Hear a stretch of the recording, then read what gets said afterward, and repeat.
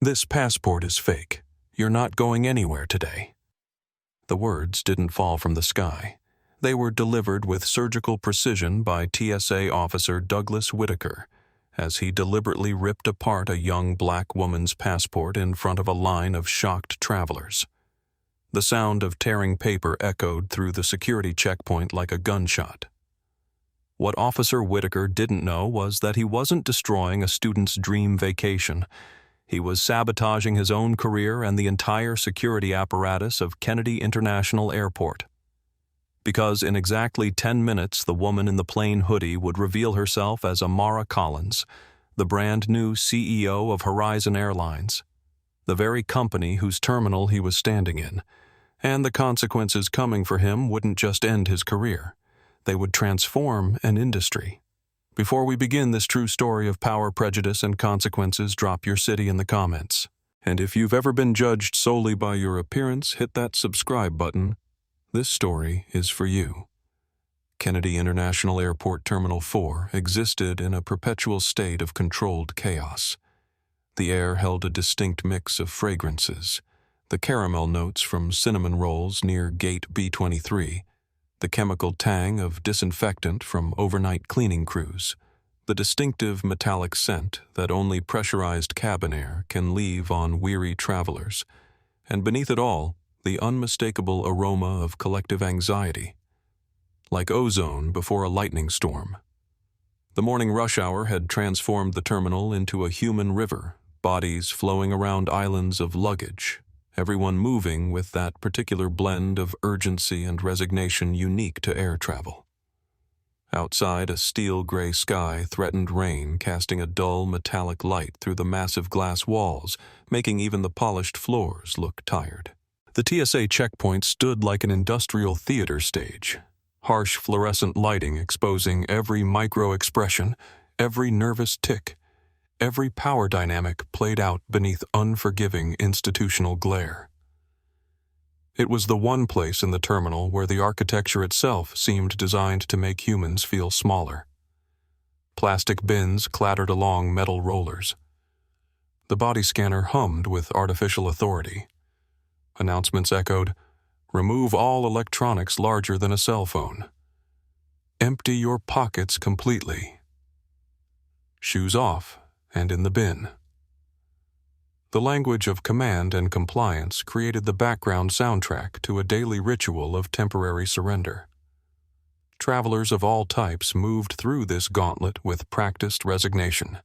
Business travelers with methodical efficiency, families in controlled chaos, elderly passengers with careful dignity, all of them temporarily united in the democratic inconvenience of security theater. The checkpoint itself was a bottleneck where status evaporated, where first-class tickets meant nothing, where everyone was reduced to their socks and their carry-ons. For most passengers, it was an inconvenience to be endured. For some, it was where they first encountered the arbitrary power of a system that didn't see them as individuals. For a few, like TSA officer Douglas Whitaker, it was the only place they ever felt truly in control. Amara Collins kept her head down, hood up, earbuds firmly in place, though no music was playing. She was listening to the weary parents shushing their children, the impatient tapping of a businessman's Italian loafers, the curt barked orders of the Transportation Security Administration officers. At 32, Amara was an anomaly. She was the newly appointed and very secret CEO of Horizon Airlines, the primary carrier operating out of this terminal. She had gotten the job not through nepotism or connections, but through a brilliant career in logistics and technological innovation that had made her a legend in transportation circles before she'd even reached 30. Born to working-class parents in Baltimore, Amara had been a mathematical prodigy, earning a full scholarship to MIT, where she'd graduated with dual degrees in computer science and logistics engineering. At 24, she had redesigned the entire freight system for a global shipping giant, creating an algorithm that reduced fuel consumption by 28% while increasing delivery speed by 15%. By 26, she had revolutionized a tech company's supply chain, earning herself both a fortune and a reputation as someone who could see patterns and inefficiencies invisible to others. The Horizon Airlines board, desperate for a 21st century mind to save their struggling legacy carrier, had hired her after an exhaustive search. Old guard airline executives had been shocked at the appointment of someone so young to lead a company with 12,000 employees and a fleet of 137 aircraft, but the board had been unanimous. Amara Collins wasn't just the best candidate, she was the only one who could save them from becoming another aviation casualty. Today was her first unofficial day. She wasn't flying in the Gulfstream G650 the company had offered. She was flying coach, middle seat, on Flight 877 to Los Angeles. She wore gray sweatpants, a nondescript black hoodie, and a pair of worn-out running shoes. Her backpack, the only hint of her income level, looked like a student's carry-all. She wanted to see the airline from the bottom up, to experience what the average passenger endured to understand the system she was about to overhaul. Amara had seen this before. At 22, during her second year at MIT campus, security had followed her through the university library, demanding to see her student ID 3 separate times while white students browsed undisturbed. At 26, as the youngest ever VP at Global Shipping Solutions, she'd been mistaken for an assistant at her own board meeting. Each time she'd remained composed, letting her accomplishments speak louder than any protest. Now, at 32, she didn't fight discrimination with rage.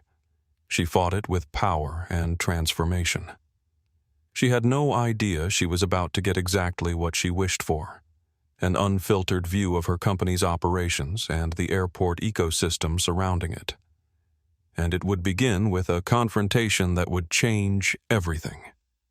Douglas Whitaker was a man in his late 40s who looked like his uniform had been shrink-wrapped around a sack of discontent. His face was a permanent ruddy scowl, and his eyes, small and dark, scanned the crowd not for threats but for targets. He'd been with the TSA for 18 years, a career ceiling he'd hit a decade and a half ago. Every day was a new opportunity to exert the only power he had in the world. Whitaker hadn't always been this way. 22 years ago, he'd had ambitions. He'd applied to the FBI, the Secret Service, even local police departments. Each had rejected him. The psychological evaluations had flagged his concerning power dynamics and difficulty with authority. The TSA, chronically understaffed and desperate during the post-9/11 expansion, had been his last resort. 2 decades of perceived humiliation had crystallized into a daily power trip. The only control he had left was making travelers feel as insignificant as he did. His colleagues had learned to give him a wide berth. The younger officers called him Whitaker the dictator behind his back. His supervisors recognized the problem, but valued his experience and perfect attendance record too much to address his behavior. Complaints about him were filed away, explained away, or simply lost in administrative purgatory. His physical presence had once been imposing, but years of break-room donuts and airport food court meals had turned muscle to flab. His wedding ring had left an indentation on his finger, but no actual ring had been there for 6 years. Not since Janet had finally had enough of his bitterness and left. The child support payments for kids who wouldn't speak to him anymore just added fuel to his smoldering resentment. Today, like every day, he stood at his post with the air of a man who believed he was the last line of defense against chaos, though in reality he was its most reliable source. His small kingdom consisted of a metal detector, 2 body scanners, and 4 conveyor belts, where passengers' belongings were x-rayed and inspected. From this position, he could make hundreds of people feel small, and to Douglas Whitaker, that was better than feeling small himself. He had developed a pattern over the years, one that even he didn't fully recognize. Young women traveling alone. People who didn't look American to him. Anyone who seemed too confident. These were his preferred targets, the ones who would receive random secondary screenings, extra questions, suspicious glances. It wasn't about security. It was about reasserting the order of the world as Whitaker believed it should be. His eyes narrowed as he scanned the morning crowd looking for today's opportunity to exercise his small authority. His gaze landed on a young black woman in a hoodie, and something in him decided she would do. Amara watched Whitaker for a moment. He snapped at an elderly couple who didn't understand his instructions about their medication. "Liquids in the bag, sir. How many times you want to fly today or not?" She felt a familiar tightening in her stomach. It was the old ugly feeling of anticipating a confrontation she didn't want. She stepped forward, placing her backpack and shoes in a gray bin. She walked through the body scanner, hands up, and waited. Hugh Whitaker barked not at her but in her general direction. "Over here." "Secondary." Amara sighed internally. Of course. It was always random. She stepped to the side, maintaining a neutral expression. Whitaker didn't move toward her. He gestured with his chin to a sterile, linoleum-floored area. "Wait there. Don't touch your phone." She waited. 5 minutes passed. Her flight began boarding in 30 minutes. Whitaker and a younger, nervous-looking female officer chatted by the X-ray machine, ignoring her. He was laughing about something, deliberately letting her stew. This, she knew, was part of the performance. The power lay in the waiting. Officer Sophia Martinez, 28, had joined the TSA just 8 months earlier. Unlike Whitaker, she'd taken the job as a stepping stone, saving money while applying to law school. She believed in the mission, keeping travelers safe, but each day under Whitaker's supervision had shown her how easily protection could warp into persecution. She'd already started documenting his pattern of targeting certain passengers, building a case she was too afraid to present. Until today. Finally, Whitaker ambled over, snapping his latex gloves with unnecessary force. "All right, let's see it." "Passport." Amara unlocked her backpack, which he gestured for, and handed him her official blue passport. He snatched it. He opened it and stared at the photo. The woman in the photo was Amara Collins, professional. She wore a sharp navy blue blazer. Her natural hair was styled professionally, and her expression was one of confident, calm authority. He looked from the photo to the young woman in the hoodie. He looked at her face, her hair pulled back into a simple bun, her dark skin. He sneered. The disconnect was in his mind, proof of a lie. "This you?" he asked, his voice dripping with disbelief. "Yes, it is," Amara said, her voice even and low. "Don't look like you," he said, flipping the passport dismissively. "Where you headed, Los Angeles? Business or pleasure?" The question was standard, but his tone was accusatory. "Business." He laughed, a short, ugly bark. "Business in that." He gestured to her sweatsuit. Amara's patience, usually a deep, unshakable well, began to thin. "My attire is not your concern, officer. Is there a problem with my documentation?" Whitaker's eyes narrowed. He hated attitude. He hated it when these people who he felt were beneath him talked back like they were lawyers or something. "There might be," he said, angling the passport under the harsh fluorescent light. "This passport looks off. It was issued by the State Department 3 months ago," Amara said, her voice turning cold. "It's perfectly valid." "That's what they all say," Whitaker muttered. He ran his thumb over the edge of the laminated page, bending it back and forth. This laminate's peeling, common sign of a counterfeit. Amara knew for a fact it was not peeling. He was making it peel. "Officer, you are damaging my passport," she stated. It was not a request. It was a statement of fact. "I'm inspecting it," he retorted, his voice rising. The younger female officer looked over, worried. "You people come in here with these fake IDs thinking you can just waltz through. Where'd you really get this? I am an American citizen.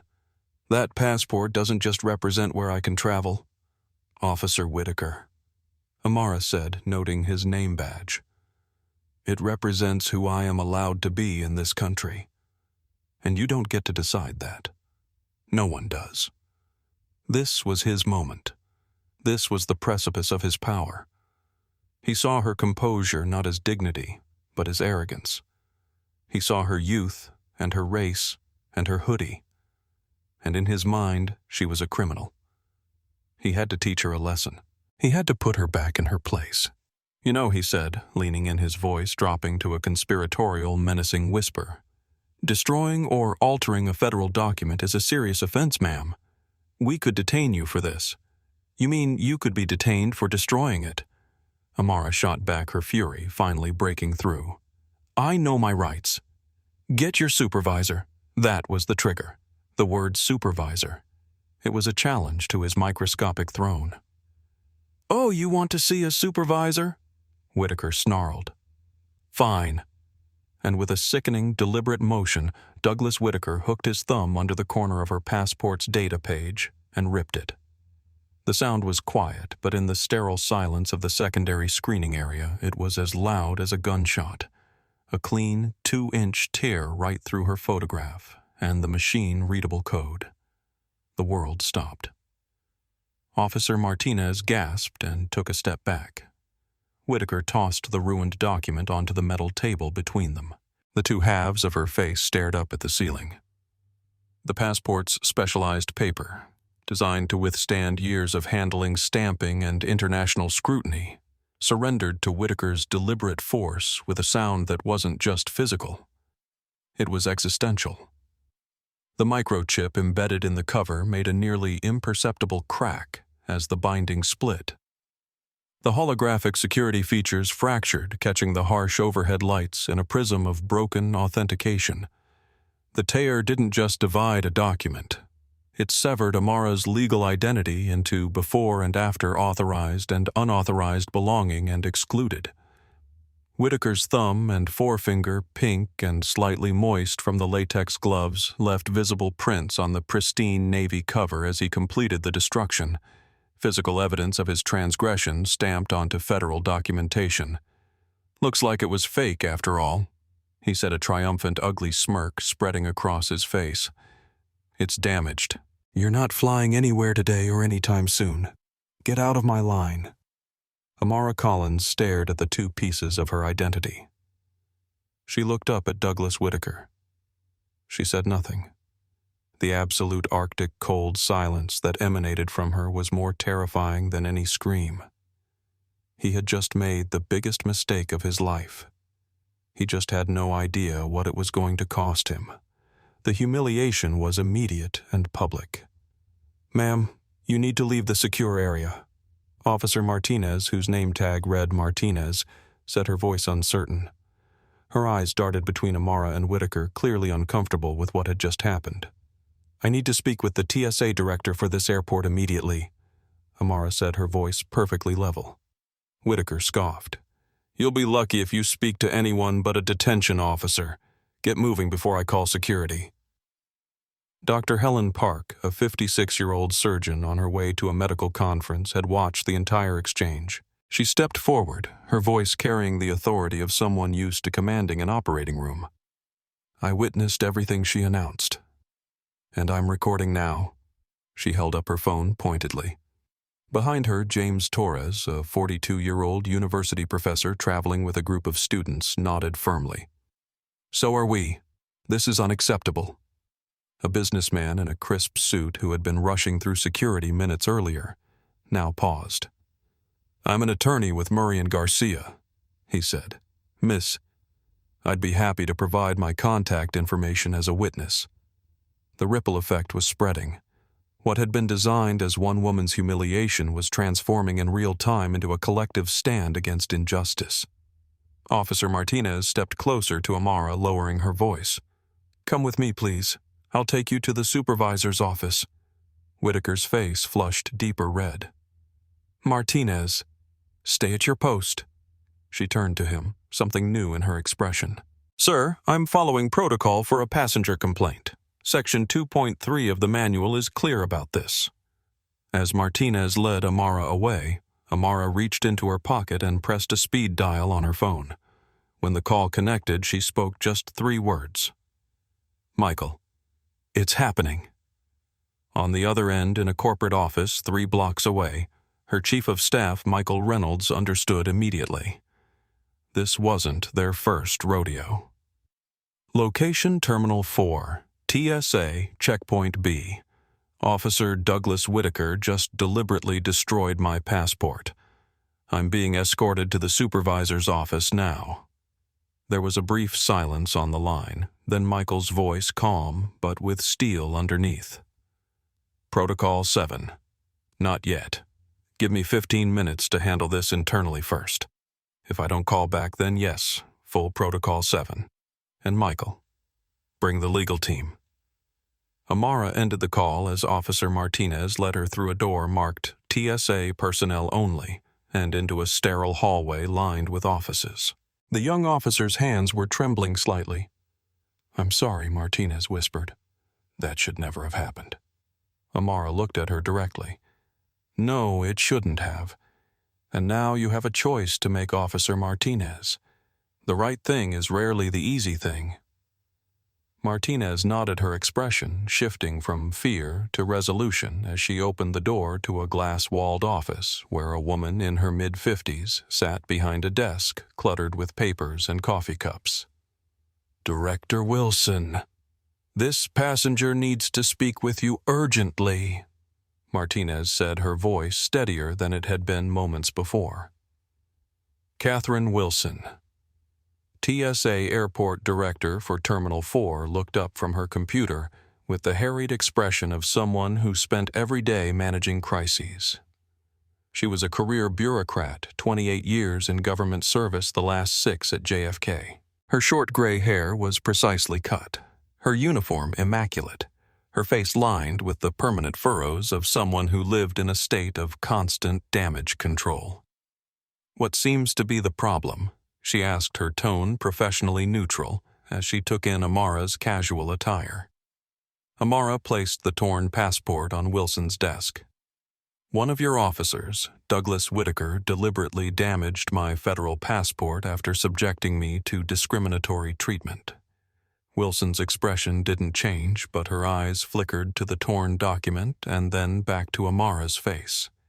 She'd been in this chair long enough to recognize when something was about to become a much bigger problem than it appeared. "That's a serious allegation.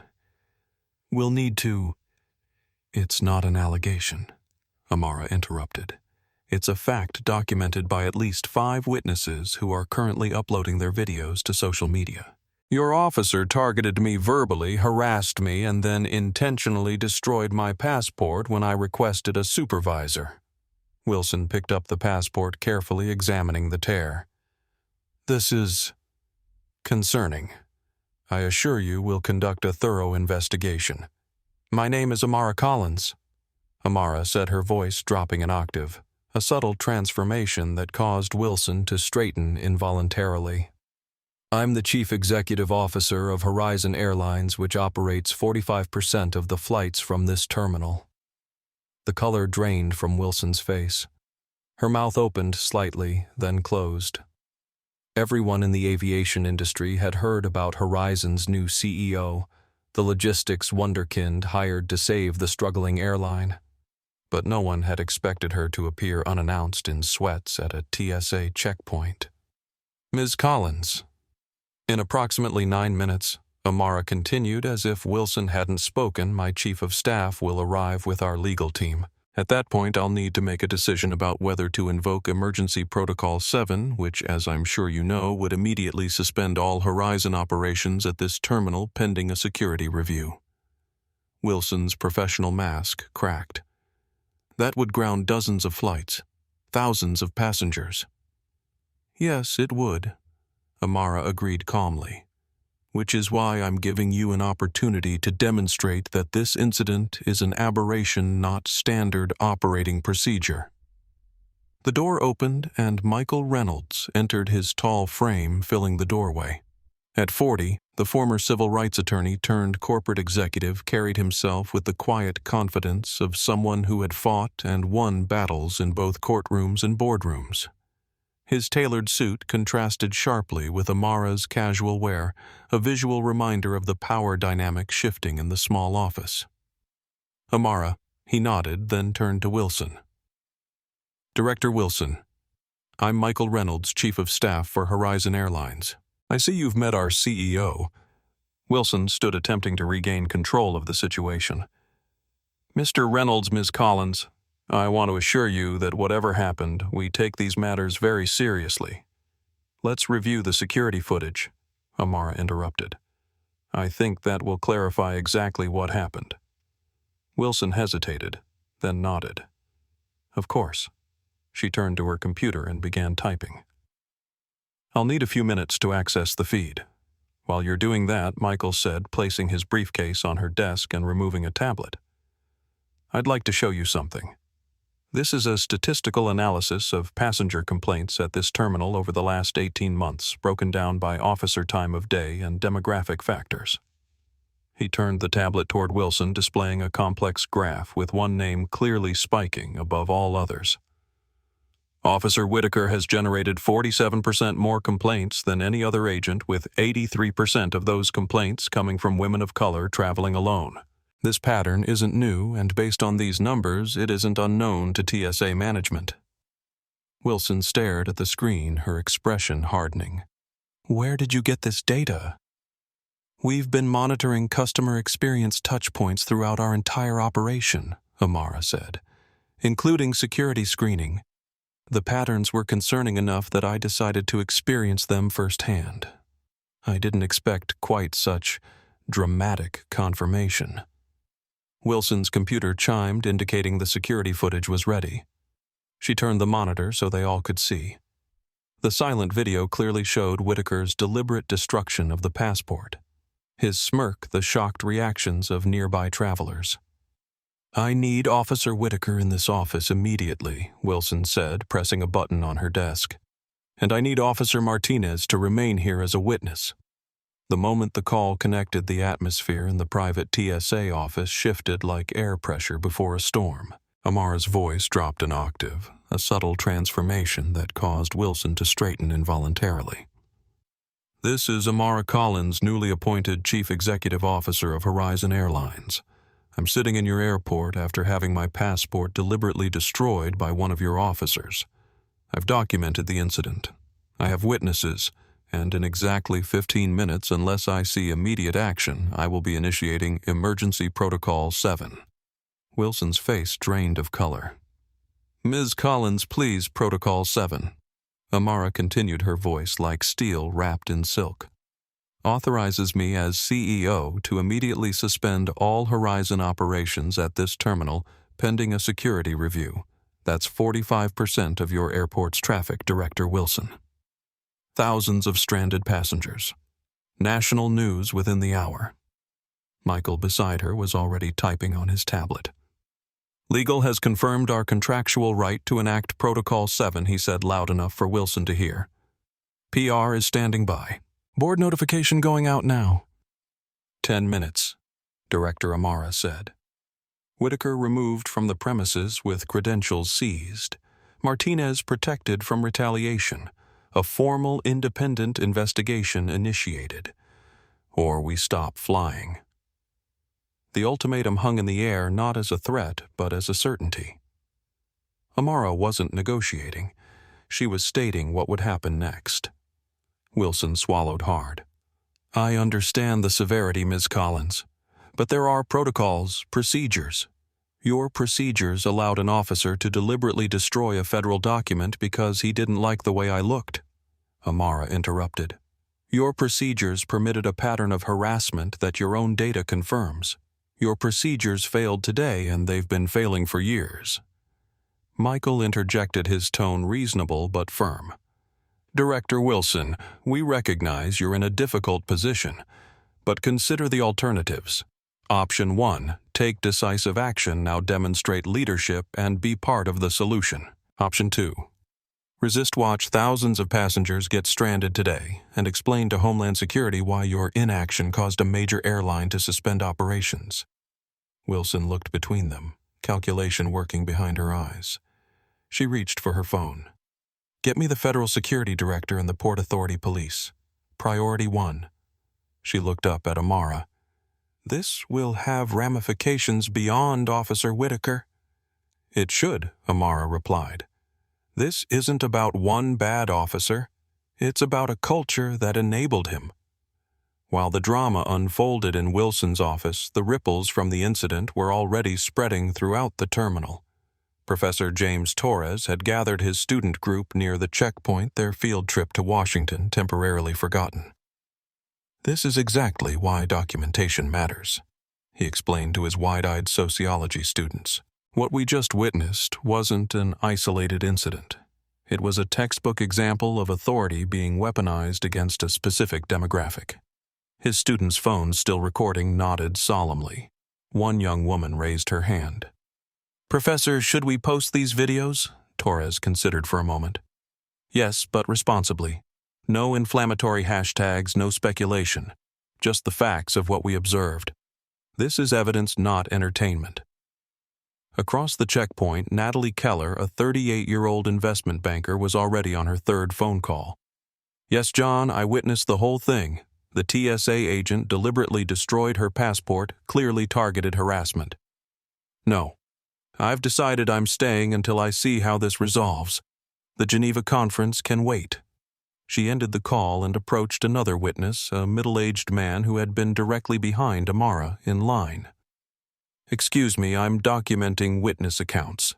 Would you be willing to share what you saw?" The man nodded vigorously. "Name's Daniel Ramirez. I used to work TSA at LaGuardia. What that officer did completely against protocol. But I've seen it before. Some officers think the badge makes them untouchable." "You're saying this is a pattern?" Natalie asked, typing notes into her phone. "I quit after 3 years because of exactly this type of behavior," Ramirez confirmed. "Complaints disappear into the void. Nothing changes. That's why I'm staying right here until something happens." Near the water fountain, Dr. Helen Park was speaking quietly with an elderly couple. "Yes, I've already uploaded my video to my daughter. She's an attorney with the ACLU. This isn't the first time I've seen this particular officer behave this way, but it's certainly the most egregious." Throughout the terminal, the videos were already beginning to circulate. Twitter notifications pinged on dozens of phones. TSA agent destroys black woman's passport at JFK, accompanied by crystal clear footage of Whitaker's deliberate tear his smirk and Amara's silent dignity. What had begun as one woman's humiliation was rapidly transforming into a digital wildfire that would soon be impossible to contain. When Douglas Whitaker was escorted into Wilson's office by 2 Port Authority officers, his smug certainty was still intact. The moment he saw Amara sitting calmly beside the TSA director, his mouth opened with the beginning of another accusation. Then his eyes caught the Horizon Airlines logo on Michael's tablet. He saw the name Collins Amara and the title beneath it. The recognition hit him like a physical blow, his posture collapsing inward, the blood draining from his face so rapidly that for a moment Wilson worried he might faint. "You," he began, but the word dissolved into a strangled sound. "Yes, Officer Whitaker. Me." Amara didn't raise her voice. She didn't need to. "The woman in the hoodie whose passport you deliberately destroyed while saying, and I quote, 'You're not flying anywhere today.'" Whitaker's eyes darted wildly between the faces in the room, searching for an ally and finding none. "It was procedure," he stammered. "The document was suspicious." "We have the security footage," Wilson said quietly. "All of it." The realization of total defeat washed over Whitaker's face in visible waves. Shock, then denial, then the dawning horror of consequences that couldn't be avoided. His hand instinctively reached for his TSA badge, as if to confirm it was still there while it still was. Wilson turned the monitor so Whitaker could see himself on the screen frame by frame as he deliberately damaged Amara's passport. "Officer Whitaker, do you deny that you intentionally damaged a federal document?" Whitaker's mouth worked silently for a moment. "The passport was damaged when she handed it to me. I was just inspecting." "Stop lying." Officer Martinez interrupted, her voice shaking with adrenaline but clear. I saw everything. You targeted her the moment she entered the checkpoint. You made her wait while you joked about catching another one. Then you deliberately damaged her passport when she asked for supervision. Martinez, you keep your mouth shut, Whitaker hissed. You don't know what you're talking about. Actually, Michael interjected, sliding a document across the desk. Officer Martinez has documented 27 similar incidents involving you over the past 8 months. Her notes are quite detailed, including dates, times, and descriptions of the travelers you've targeted. Wilson looked at Martinez with new eyes. You've been documenting these incidents? Martinez straightened her posture. Yes, Director. I've submitted 3 formal complaints through proper channels. They were never acknowledged. Wilson's expression darkened further. She turned back to Whitaker. Officer Whitaker, surrender your badge and credentials immediately. You are being placed on administrative leave pending a full investigation. You can't do that, Whitaker protested, his voice rising to a desperate pitch. I've been here 18 years. I know my rights.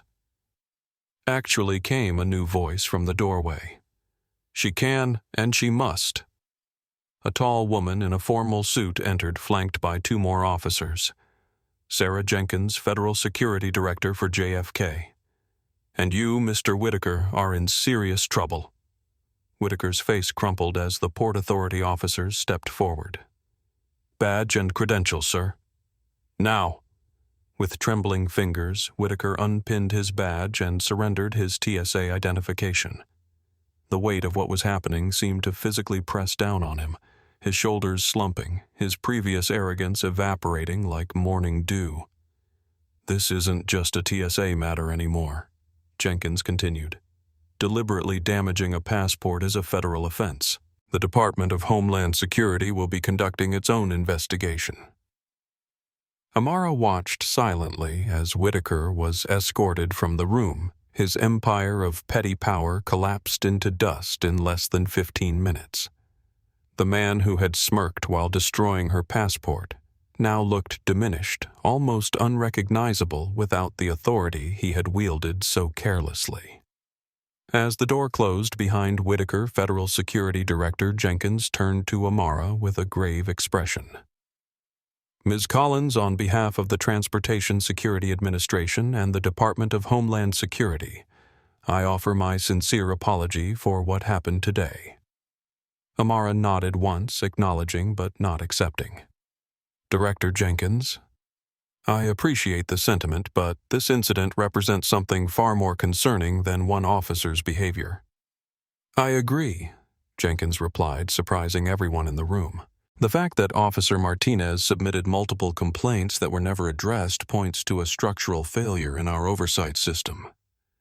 Wilson looked stricken. I never received those complaints. They should have come directly to me.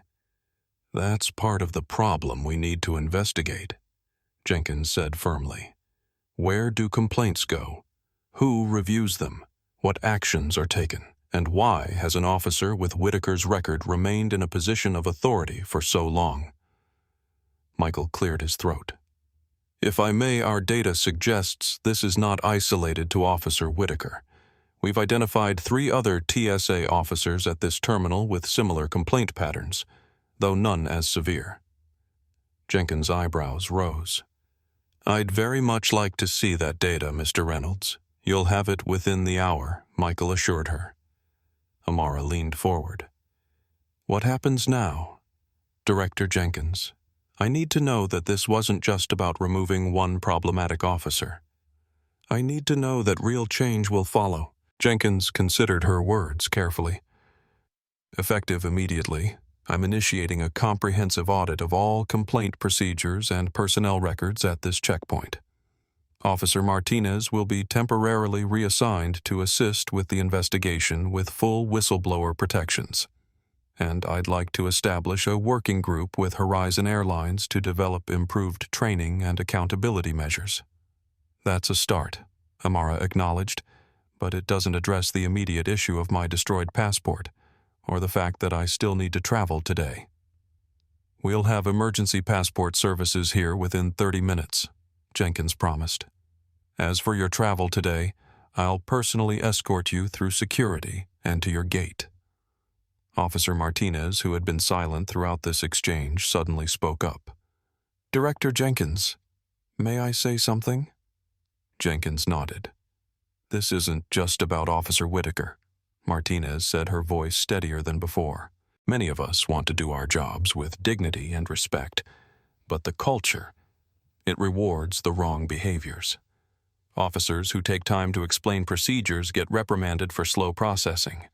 Officers who generate complaints are defended as thorough. It's a system that's designed to protect itself, not to serve the public. A heavy silence fell over the room as her words sank in. Amara studied Martinez thoughtfully. Officer Martinez is right, Amara finally said. And that's why Horizon Airlines is prepared to do more than just file complaints. We're prepared to help redesign the entire passenger security experience. She turned to Michael. Draft a proposal for the Collins Accountability Initiative. I want clear metrics, transparency requirements, and training protocols that emphasize both security and dignity. Michael nodded, already typing notes. If you're serious about this, Jenkins said slowly, it could transform not just this terminal but potentially security procedures nationwide. I'm very serious, Amara replied. What happened to me today happens to countless travelers who don't have the power to demand change. I do have that power, and I intend to use it. Wilson, who had been unusually quiet, finally spoke. I failed in my oversight responsibilities, but I want to be part of the solution going forward.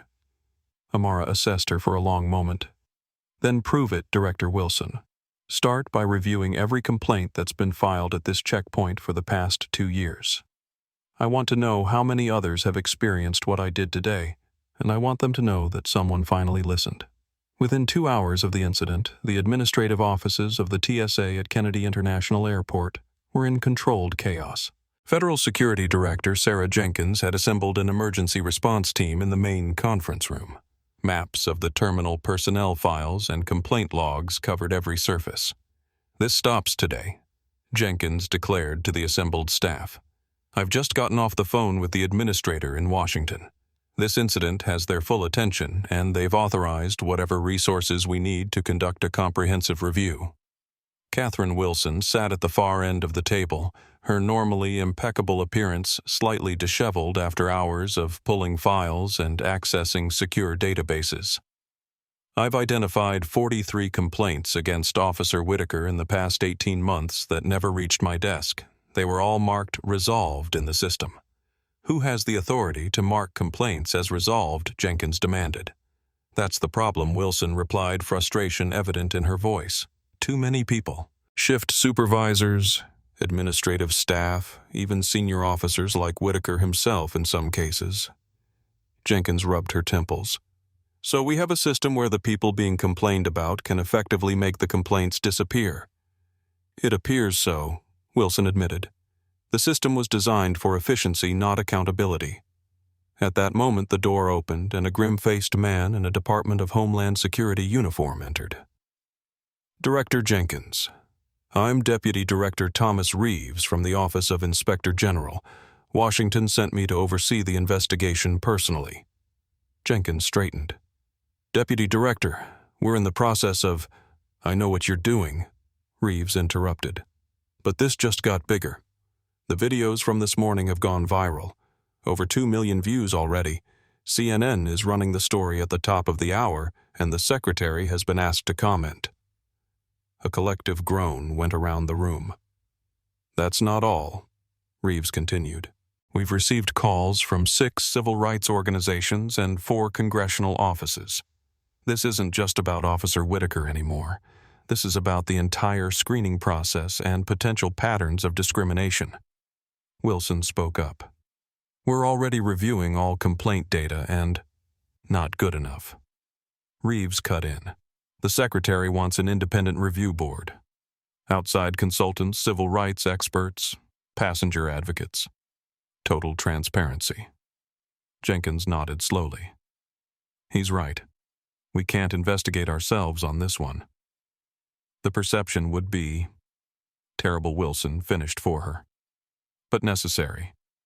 I've already found inconsistencies in our complaint tracking that suggest this problem goes beyond Whitaker. Reeves placed a folder on the table. The Collins incident was the breaking point, but our office has been monitoring complaint patterns at major airports for months. The preliminary data suggests JFK Terminal 4 has a significantly higher rate of complaints from minority passengers than comparable facilities. The room fell silent as the implications sank in. Jenkins finally broke the silence. Thomas, how bad is this going to get? Reeves met her gaze directly. That depends on what we find, and how you respond to it. But I'll tell you this, the old playbook of internal reviews and vague promises won't cut it this time. Ms. Collins has the leverage, the data, and now the public's attention. This is going to change things. Maybe it needs to. Officer Martinez said quietly from her seat near the door. All eyes turned to her. If we're really about security, then we should welcome scrutiny. Real threats don't look like college professors or business executives or CEOs in hoodies. They're looking for our blind spots, and right now our biggest blind spot is our own bias. Reeves studied her thoughtfully. You must be Officer Martinez. I've read your statement. The secretary would like to speak with you directly. Martinez's eyes widened. With me? Why? Because you did the right thing when it was hard. Reeves replied simply. And we need to understand why others didn't. As the investigation expanded, the evidence of a broader pattern began to emerge with disturbing clarity. Officer Martinez sat in a small conference room surrounded by stacks of printed complaints and a laptop displaying a database of incident reports. Across from her, Michael Reynolds and a Department of Homeland Security investigator named Lisa Brennan reviewed each document methodically. This is the third complaint this month about a passenger having their identification questioned despite valid documents, Martinez said, sliding a file across the table. All three travelers were women of color. All three incidents involved Whitaker. Brennan added the file to a growing stack. And none of these reached Director Wilson. No, Martinez confirmed. They were all marked resolved, no action required by Supervisor Diaz. Michael frowned.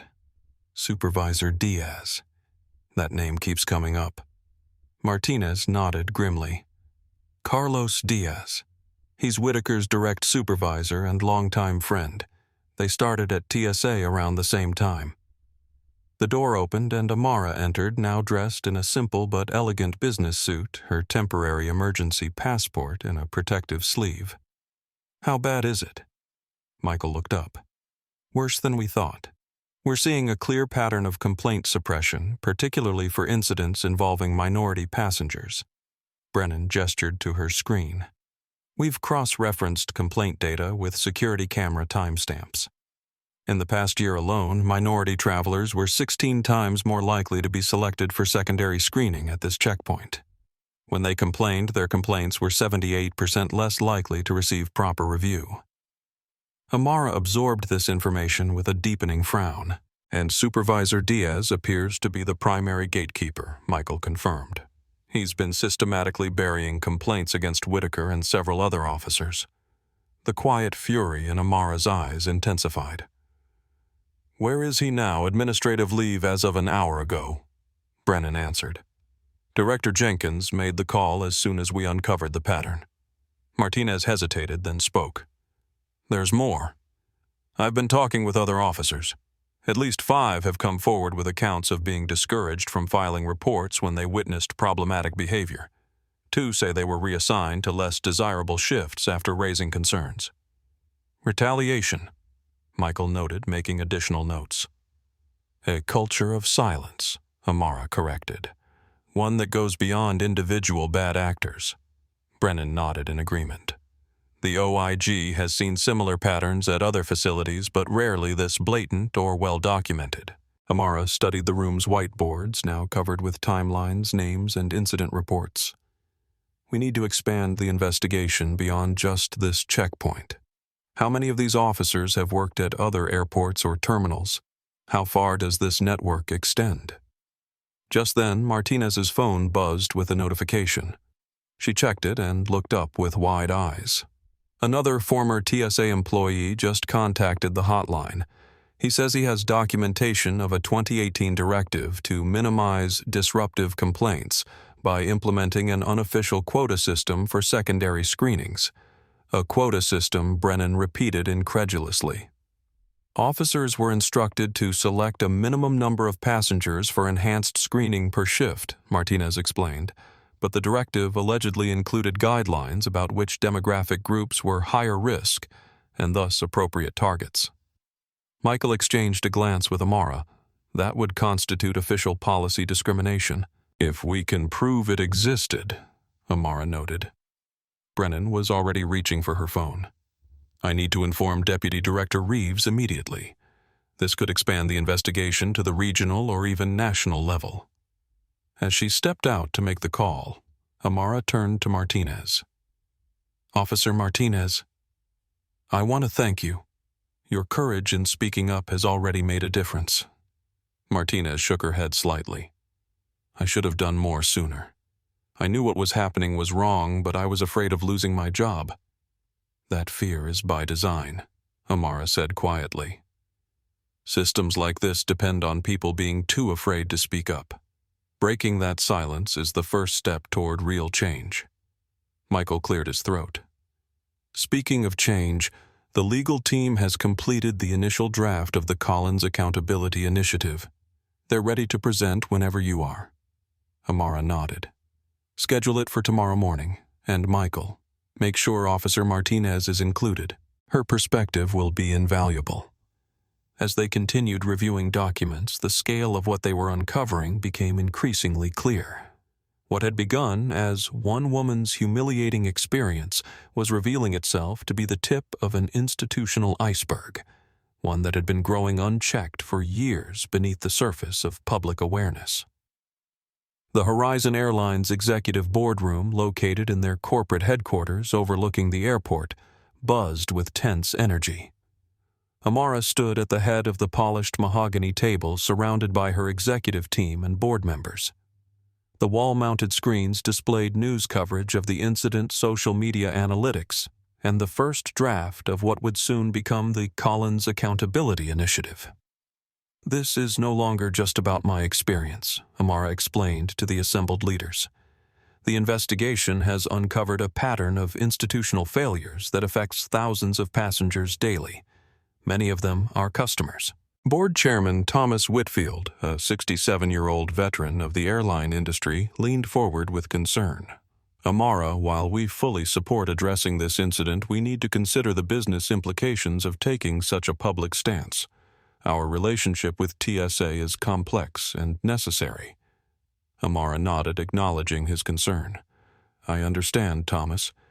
But this is precisely why Horizon is uniquely positioned to drive meaningful change. We're not just responding to my individual experience. We're addressing a fundamental flaw in the passenger experience that directly impacts our business. She gestured to Michael, who activated a new slide on the main screen.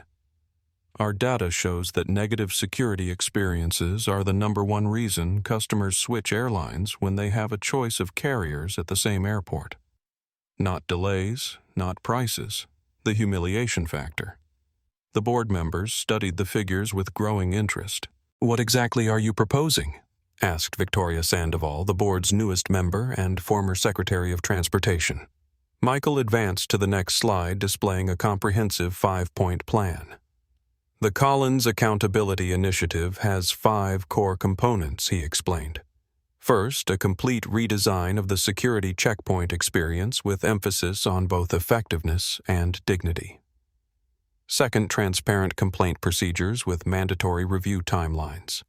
Third, comprehensive bias training developed in partnership with civil rights organizations. Fourth, a passenger bill of rights prominently displayed at all checkpoints. And fifth, a revolutionary new metric system that measures security effectiveness by both threat detection and passenger dignity preservation. Several board members exchanged skeptical glances. "This is ambitious," Whitfield said carefully. "The TSA is a federal agency. We don't have authority to mandate these changes." "We don't," Amara agreed, "but we have leverage. Horizon operates 45% of the flights from Terminal 4. Our contract with the Port Authority includes safety and customer experience provisions that give us significant input into security operations." Victoria Sandoval nodded slowly, her expression thoughtful. "She's right. The Airport Authority needs Horizon more than Horizon needs any single terminal. And from my time at Transportation, I can tell you, the TSA is extremely sensitive to public perception right now. They'll want this resolved quickly and positively." "Exactly," Amara confirmed. "We're not demanding they change. We're offering to help them change with expertise, resources, and data they don't currently have. This isn't confrontation. It's collaboration toward a mutual goal." Michael advanced to another slide showing implementation timelines and resource allocations. "We've outlined a phased approach over 6 months. Initial changes can be implemented immediately, while longer-term reforms can be developed collaboratively." CFO Jonathan Pierce raised his hand. "What's the financial commitment here?"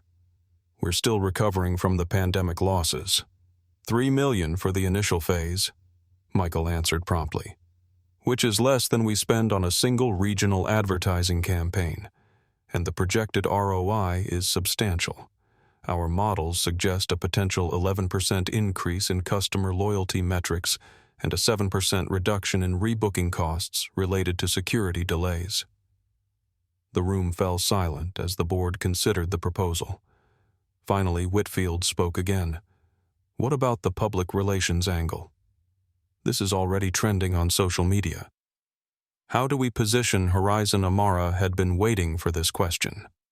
"We don't make this about me or even about Horizon. We make it about every passenger who has ever felt degraded, humiliated, or unfairly targeted. We position ourselves as advocates, not victims. Leaders, not complainers."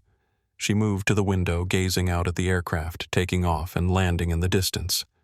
"The airline industry talks constantly about the passenger experience, comfortable seats, better food entertainment systems. But we've surrendered the most critical part of that experience to a process that often strips people of their dignity before they even reach our aircraft." Turning back to face the board, she continued with quiet intensity. "This is a once-in-a-generation opportunity to fundamentally reimagine what airport security can be. Effective without being dehumanizing, thorough without being threatening. Horizon can lead that transformation. Or we can issue a press release, accept an apology, and watch nothing change." The room remained silent for a long moment. Then Victoria Sandoval began to applaud slowly. One by one, other board members joined in. Whitfield smiled, the last of his resistance fading. "I've been in this industry for 40 years, and I've never heard security described as an opportunity before. Usually it's just a necessary evil we tolerate." He looked around the table. All in favor of authorizing the Collins initiative as presented. Every hand in the room rose. Amara nodded once, acknowledging their support. "Thank you." Now the real work begins. The federal courthouse in downtown Manhattan hummed with unusual activity for a Thursday morning. In courtroom 5B, Douglas Whitaker sat slumped beside his attorney, a public defender, who had been assigned his case just hours earlier. Across the aisle, representatives from the Department of Justice Civil Rights Division conferred in hushed tones with Department of Homeland Security officials. Judge Eleanor Ramirez, known for her no-nonsense approach to federal cases, entered the courtroom. "United States versus Douglas Whitaker," she announced, reviewing the documents before her. "Mr. Whitaker, you are charged with willful destruction of a United States passport, abuse of authority under color of law, and violation of civil rights." "How do you plead?" Whitaker's attorney rose. "Your Honor, we request a continuance to properly review the evidence and charges." Denied. Judge Ramirez replied promptly. "The video evidence is not in dispute. How does your client plead?" The attorney leaned down to whisper urgently to Whitaker, who seemed to have aged a decade overnight. After a brief conference, the attorney straightened. Not guilty. Your Honor. Judge Ramirez's expression remained neutral. Bail. The DOJ prosecutor stood. The government requests $50,000 bail, Your Honor. Mr. Whitaker has demonstrated a willingness to abuse authority and has no apparent remorse for his actions. Your Honor. Whitaker's attorney protested, my client has no criminal record and has served as a federal employee for 18 years. He's not a flight risk. Perhaps not, Judge Ramirez agreed, but the seriousness of abusing federal authority concerns me. Bail is set at $25,000. Next case. As Whitaker was led away, the courthouse steps had become the stage for a different kind of proceeding. Attorney Benjamin Harris of the prominent civil rights firm Harris & Schmidt stood surrounded by microphones and cameras. Today, we are announcing a class action lawsuit against the Transportation Security Administration on behalf of travelers who have been subjected to discriminatory treatment at security checkpoints, Harris declared. The incident involving Ms. Collins is sadly not isolated. We have already identified over 200 potential plaintiffs who experienced similar treatment at the hands of TSA officers, particularly at major hub airports. A reporter raised her hand. Has Ms. Collins joined this lawsuit? Ms. Collins is not a plaintiff, Harris clarified. However, the documentation her team has provided regarding complaint patterns has been invaluable in establishing the widespread nature of these violations. Inside the TSA's legal department at their headquarters in Virginia, a team of government attorneys watched the press conference with growing concern. This is going to be a nightmare, muttered senior counsel Patricia Alvarez. The Collins incident has opened the floodgates. We've received 63 FOIA requests since yesterday and 7 congressional inquiries. Her colleague Robert Morales nodded grimly. The Inspector General's preliminary findings are troubling. They've already identified potential violations at 11 major airports, not just JFK. This could become the largest civil rights case against the agency in our history. Back in New York, a different type of legal meeting was taking place in the offices of Horizon Airlines. Amara sat with Michael and their general counsel, Laura Friedman, reviewing documents related to the Collins initiative. The Port Authority has agreed to our proposal for an independent oversight committee, Laura reported. They'll fund 50% of the costs, which is unprecedented. And the TSA's response? Amara asked. Laura smiled slightly. Their legal department reached out an hour ago. They're suddenly very interested in a collaborative approach to procedural improvements. Their words, not mine. Michael chuckled. Amazing how a viral video and class action lawsuit can focus the bureaucratic mind. It's not just that Laura pointed out. The Collins initiative offers them a way forward that saves face. Instead of being dragged through years of litigation, they can partner with us and be seen as progressive and responsive. Amara nodded thoughtfully. That's exactly what we want. Partnership, not just punishment. The goal isn't to tear down the security apparatus. It's to rebuild it with dignity at its core. Laura slid a document across the table. There is one complication. Officer Martinez has been approached about testifying before a congressional committee next month. As our primary whistleblower, her testimony could be crucial, but it also exposes her to significant personal and professional risk. What does she want to do? Amara asked. She's torn, Michael replied. She believes in the cause, but she's worried about becoming the face of it. She has family considerations, career concerns. Amara was quiet for a moment. Arrange a meeting with her. Not here, not at the airport. Somewhere neutral.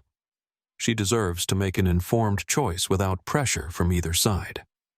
As they continued their discussion, the legal machinery set in motion by a torn passport continued to gain momentum across multiple fronts: criminal courts, civil litigation, regulatory reviews, and legislative hearings. What had begun as a single act of discrimination was rapidly evolving into a national reckoning with the balance between security and dignity. Within 48 hours of the incident, the digital footprint of what was now being called Passport Gate had expanded exponentially. The original videos shot by witnesses at the TSA checkpoint had been viewed over 15 million times across platforms. Hashtags like #SecurityWithDignity and #HorizonAccountability were trending nationally. In the CNN studios, anchor Rafael Moreno hosted a panel discussion that captured the growing public interest. The incident involving Horizon Airlines CEO Amara Collins has sparked a national conversation about security procedures, implicit bias, and accountability. He began. Joining us are former TSA Administrator James Wilson, civil rights attorney Maria Gonzalez, and aviation security expert Dr. Robert Taylor. The split screen showed three serious faces as Moreno continued. Mr. Wilson, let me start with you. How could something like this happen in a system that's supposed to have checks and balances? Wilson, who had led the TSA during the Obama administration, shook his head gravely. What we're seeing here is the result of a culture that prioritizes processing numbers over quality of interaction. Officers are evaluated on how many passengers they screen per hour, not on how they treat those passengers. When you combine that with inadequate oversight and complaint procedures, you create an environment where this kind of abuse can flourish.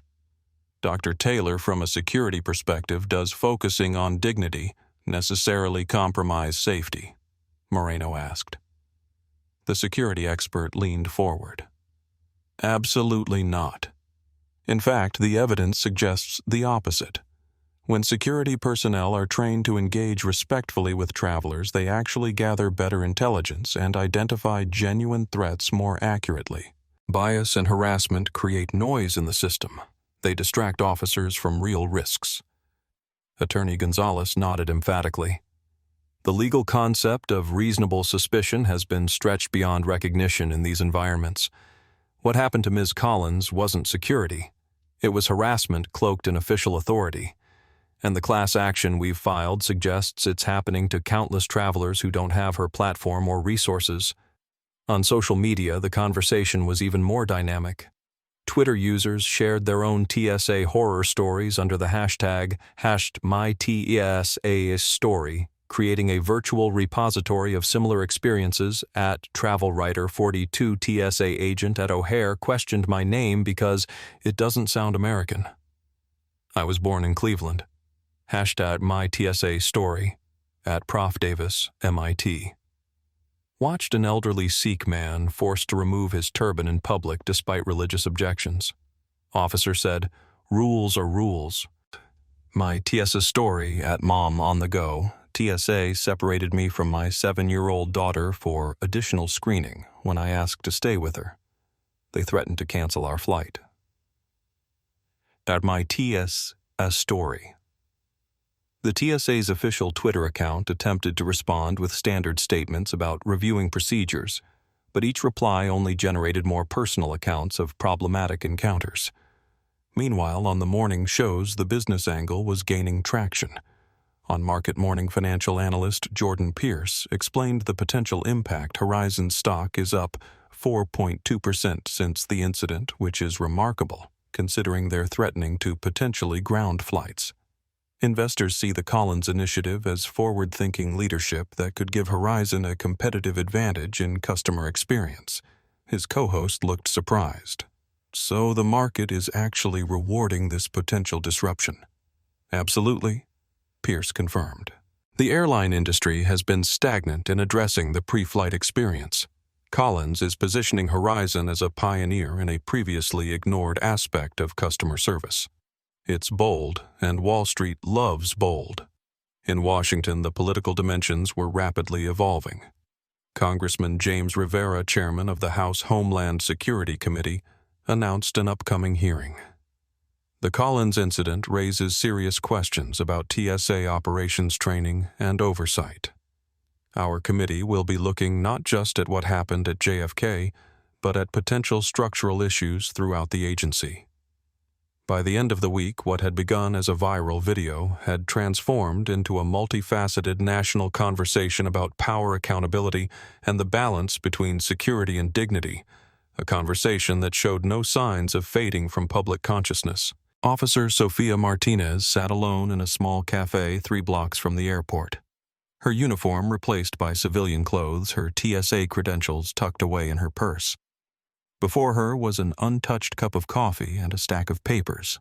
Her formal statement for the Inspector General's investigation, the draft of her potential congressional testimony, and a letter of commendation from the TSA's deputy administrator that had arrived that morning. The door opened and Amara Collins entered, dressed simply in dark jeans and a blazer, her presence drawing a few curious glances from other patrons. She spotted Martinez and walked over, sliding into the booth across from her. "Thank you for meeting me," Amara said warmly. "Away from all the official channels?" Martinez offered a tired smile. "It's surreal. A week ago I was just trying to do my job without compromising my principles. Now I'm being asked to testify before Congress." Amara studied her thoughtfully. "How are you holding up?" "Honestly, I'm terrified," Martinez admitted. "My mother keeps calling, worried that I'll be blacklisted from government jobs forever. My boyfriend thinks I should hire a publicist. My supervisor, the new one, walks on eggshells around me like I might record everything he says." She pushed the papers across the table. "And now this. They want me to be the face of TSA reform. Me, an entry-level officer with less than a year on the job." Amara took a sip of the coffee Martinez had ordered for her. "You know, when I first became CEO, a board member took me aside and told me I'd been chosen as a token, young black female, a perfect diversity hire they could parade around while the real decisions were made elsewhere." Martinez looked up surprised. "I asked him if that's what he truly believed," Amara continued. "He said yes. So I told him that by the time I was done, he'd either respect me for my abilities or he wouldn't be on the board anymore." She smiled slightly. "He resigned 3 months later." "The point is," Amara said, leaning forward, "people will try to define your story. The whistleblower, the troublemaker, the hero. None of those labels capture the full reality of who you are or why you did what you did." Martinez nodded slowly. "I didn't want to be a whistleblower. I just couldn't stay silent anymore." "That's exactly why your voice matters," Amara said. "You weren't looking for attention or advancement. You simply reached your ethical limit. That authenticity is powerful. But the congressional testimony..." Martinez hesitated. "What if I make a mistake? What if I can't answer their questions? This could affect policy for years to come." "It's okay to be nervous," Amara assured her. "No one expects you to have all the answers. Your job isn't to be perfect. It's to be honest about what you've witnessed and experienced." Martinez took a deep breath. "My family immigrated from Honduras when I was 6. My father spent years being randomly selected for additional screening every time we traveled. I became a TSA officer partly because I thought I could help change things from the inside." She shook her head. "Naive, right?" "Not naive," Amara corrected gently. "Hopeful. And that hope matters. Systems don't change from the outside alone. They need internal pressure, too."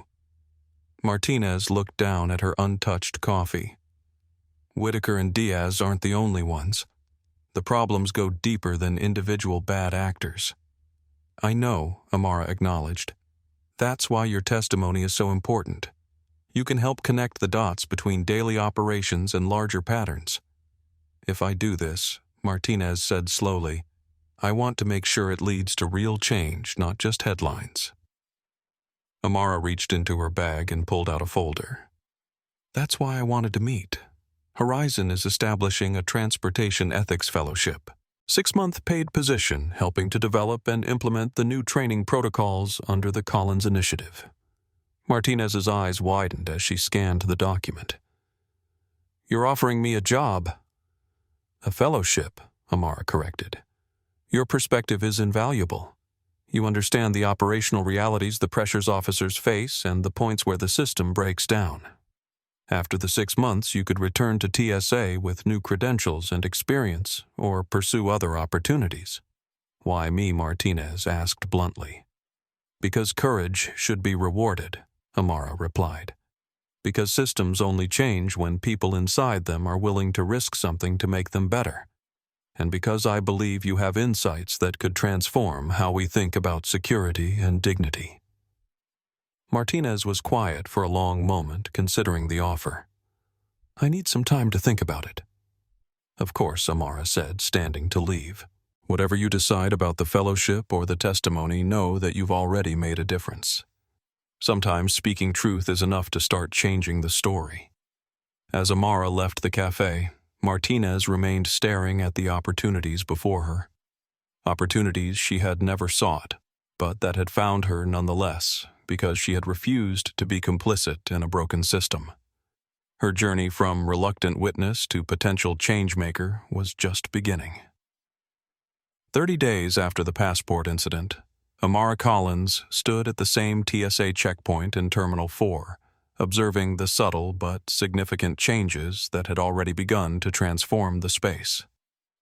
The harsh fluorescent lighting had been replaced with warmer, more natural illumination. Clear, respectful signage had superseded the commanding tone of previous instructions.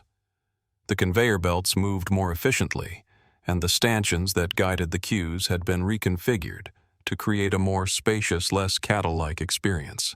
But the most notable differences weren't physical. They were behavioral. Good morning, greeted a TSA officer as travelers approached the document check station. I'll need to see your ID and boarding pass, please. The officer maintained eye contact, spoke clearly, but without the barking tone that had once been standard, and took a moment to explain the screening process to a first-time traveler who looked confused. Michael Reynolds appeared at Amara's side, tablet in hand. 30 days in and complaint rates are down 47%, he reported quietly. Processing times have actually improved by an average of 2.3 minutes per passenger, despite the more thorough interactions. Amara nodded, watching as an elderly man was assisted respectfully through the scanner. And the training program officer Martinez has been instrumental, Michael confirmed. The Dignity First protocols she helped develop are now standard for all shifts. The old guard was resistant at first, but the performance metrics are convincing even the skeptics. They walked past the secondary screening area, now redesigned with privacy screens and clear procedural displays that informed passengers of their rights. The cramped, exposed space where Amara had once stood while Whitaker destroyed her passport had been eliminated entirely.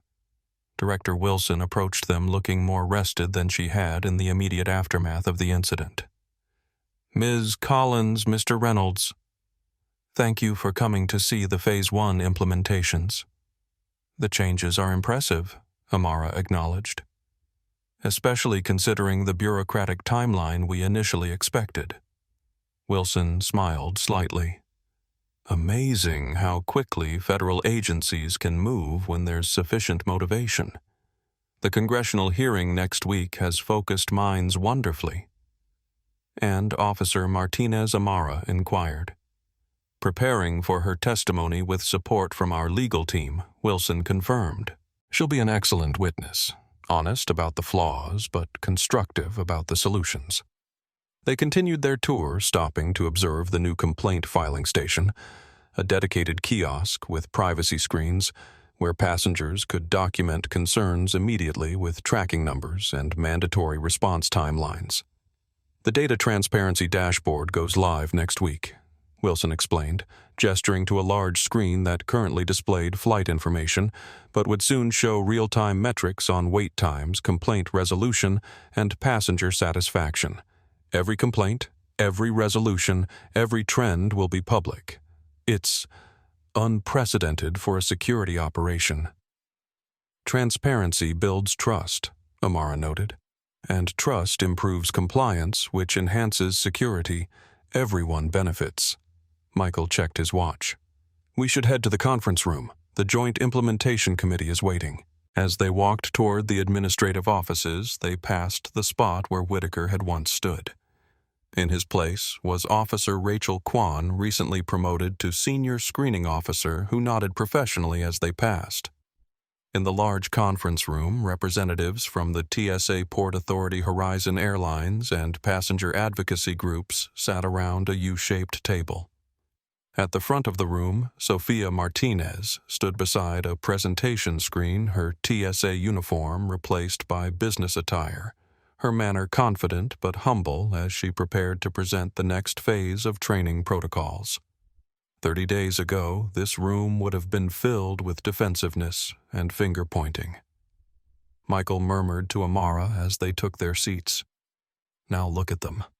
Collaborative, solution-focused. Amara watched as Martinez began her presentation, explaining how security procedures could be both thorough and respectful, how officers could maintain authority without resorting to intimidation. "We're still at the beginning," Amara replied quietly.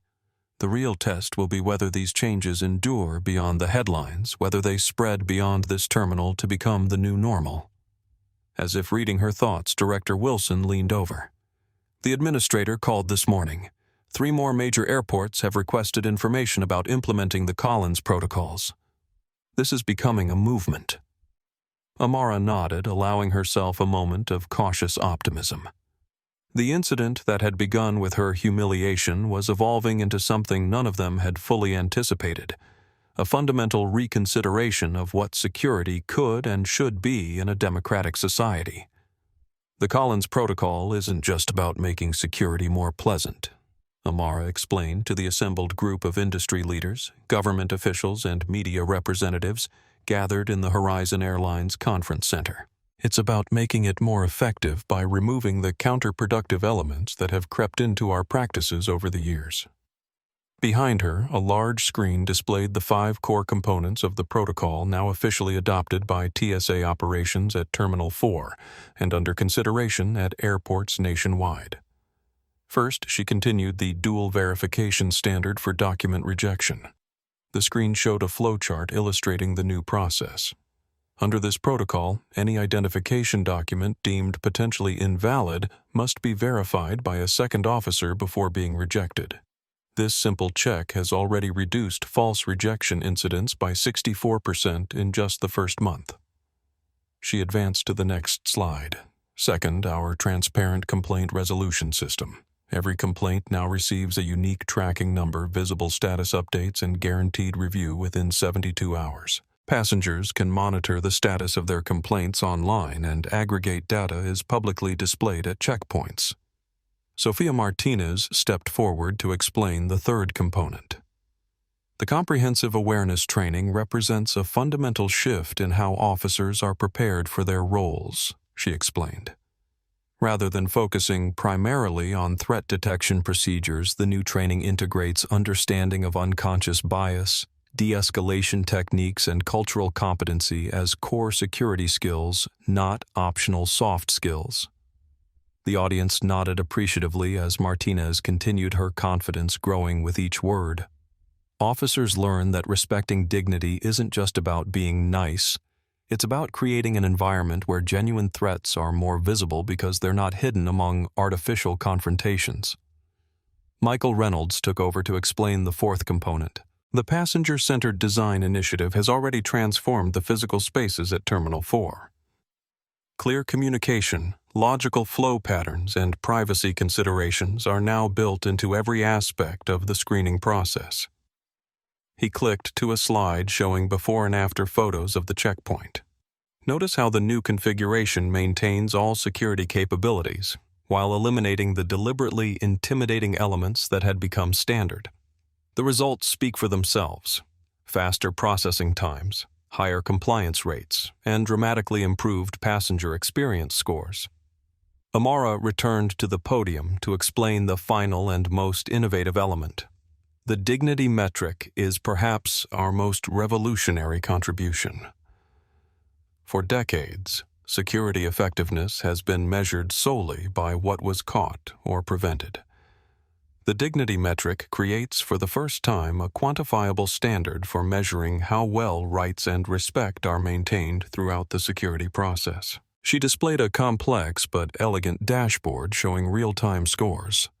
This isn't subjective. It's based on measurable factors, complaint rates, resolution times, passenger feedback, independent evaluations, and officer performance assessments. The combined score provides an objective measure of whether security is being achieved with or at the expense of dignity. Federal Security Director Sarah Jenkins, who had been watching from the side, stepped forward when invited. "I was skeptical when this was first proposed," she admitted candidly. Security professionals tend to view these kinds of initiatives as compromises to our core mission. "I was wrong." She gestured to the data displayed behind her. "In the first 30 days of implementation, we've seen threat detection rates improve by 11%. Prohibited item discovery is up 8%. The reason is simple but profound. When officers aren't busy creating unnecessary confrontations or processing complaints about their colleagues' behavior, they have more attention available for actual security concerns." As the presentation concluded and the audience began asking questions, the depth of the transformation became increasingly clear. What had begun as a response to a single incident had evolved into a comprehensive reimagining of security protocols that was rapidly gaining momentum across the industry. A reporter raised her hand. "Ms. Collins' critics suggest this is just a publicity stunt that will fade once the media attention dies down. How do you respond?" Amara considered the question carefully. "The Collins protocol isn't owned by me or even by Horizon Airlines. It's now an open-source framework being adopted by multiple agencies and organizations. Its staying power doesn't depend on continued publicity, but on continued results. And those results, faster processing, better detection, fewer complaints, improved morale, create their own momentum for permanent change." Another hand went up. "Director Jenkins, what happens to officers who don't adapt to these new standards?" Jenkins didn't hesitate. "The same thing that happens to any federal employee who fails to meet performance standards. Progressive discipline retraining opportunities, and if necessary, reassignment or termination. The difference is that dignity and respect are now explicit performance standards, not implicit suggestions." As the session continued, the tone shifted from skepticism to genuine interest as more data was presented, showing the early but promising results of the pilot program. What had initially been dismissed by many as a reactive response to a viral incident was revealing itself as a carefully designed evidence-based approach to transforming an essential but troubled system. The federal courthouse was considerably less crowded than it had been during Douglas Whitaker's initial hearing. The media frenzy had moved on to other aspects of the story: the congressional hearings, the class action lawsuit, the Collins Protocol implementation. Only a handful of reporters and observers occupied the gallery as Whitaker, now visibly thinner and gray-faced, stood beside his attorney for the plea agreement hearing. Judge Eleanor Ramirez reviewed the documents before her with characteristic thoroughness. "Mr. Whitaker, I understand you wish to change your plea to guilty on the charges of willful destruction of a federal document and abuse of authority. Is that correct?" "Yes, Your Honor," Whitaker replied, his voice lacking the confident authority that had once defined it. "And you understand the terms of this plea agreement? 2 years probation, permanent disqualification from federal employment, mandatory completion of 500 hours of community service, and cooperation with ongoing investigations into practices at JFK Terminal 4. I do, Your Honor." The judge studied him over her reading glasses. "Mr. Whitaker, before I accept this plea, I want to ensure you understand something. The leniency reflected in these terms is not because the court views your actions as minor. Rather, it recognizes the value of your cooperation in addressing larger issues within the system you were part of." Whitaker nodded, eyes downcast. "Look at me, Mr. Whitaker," the judge instructed firmly. When he raised his eyes, she continued. You will never again wear a badge or exercise authority over others in a governmental capacity. Your actions violated not just Ms. Collins's rights, but the trust placed in you as a public servant. Do you understand the gravity of that breach, I do, Your Honor? Whitaker replied, a tremor in his voice. Very well. The court accepts your plea and the agreed-upon terms. Sentencing will be scheduled for compliance review in 90 days. Court is adjourned. As Whitaker turned to leave with his attorney, he found himself face-to-face with Amara Collins, who had slipped quietly into the back of the courtroom during the proceedings. For a moment, they simply looked at each other. The man whose casual cruelty had triggered a transformation, and the woman whose response to that cruelty had channeled it into constructive change. Ms. Collins Whitaker began awkwardly. I want to... This isn't about apologies, Mr. Whitaker, Amara interrupted quietly. It's about consequences and change. The system that empowered your behavior is being reformed. That's what matters now. Whitaker swallowed hard. I didn't see you. That day, I mean. I didn't see you as a person with rights with dignity. I saw a Category A target. I know, Amara replied. That's exactly the problem the Collins Protocol addresses. Security doesn't have to dehumanize to be effective. In fact, it's more effective when it doesn't. Whitaker nodded slowly. The training sessions they're making me attend as part of my community service. They're using my body camera footage as an example of what not to do. How does that feel? Amara asked, genuine curiosity in her voice. Terrible, he admitted. Humiliating. But necessary. I watch that footage now and barely recognize myself. The way I spoke, the way I acted. It wasn't security. It was just power. A court officer approached to escort Whitaker out through a side entrance away from the remaining media. Before leaving, he turned back to Amara one last time. The new checkpoint design, he said hesitantly.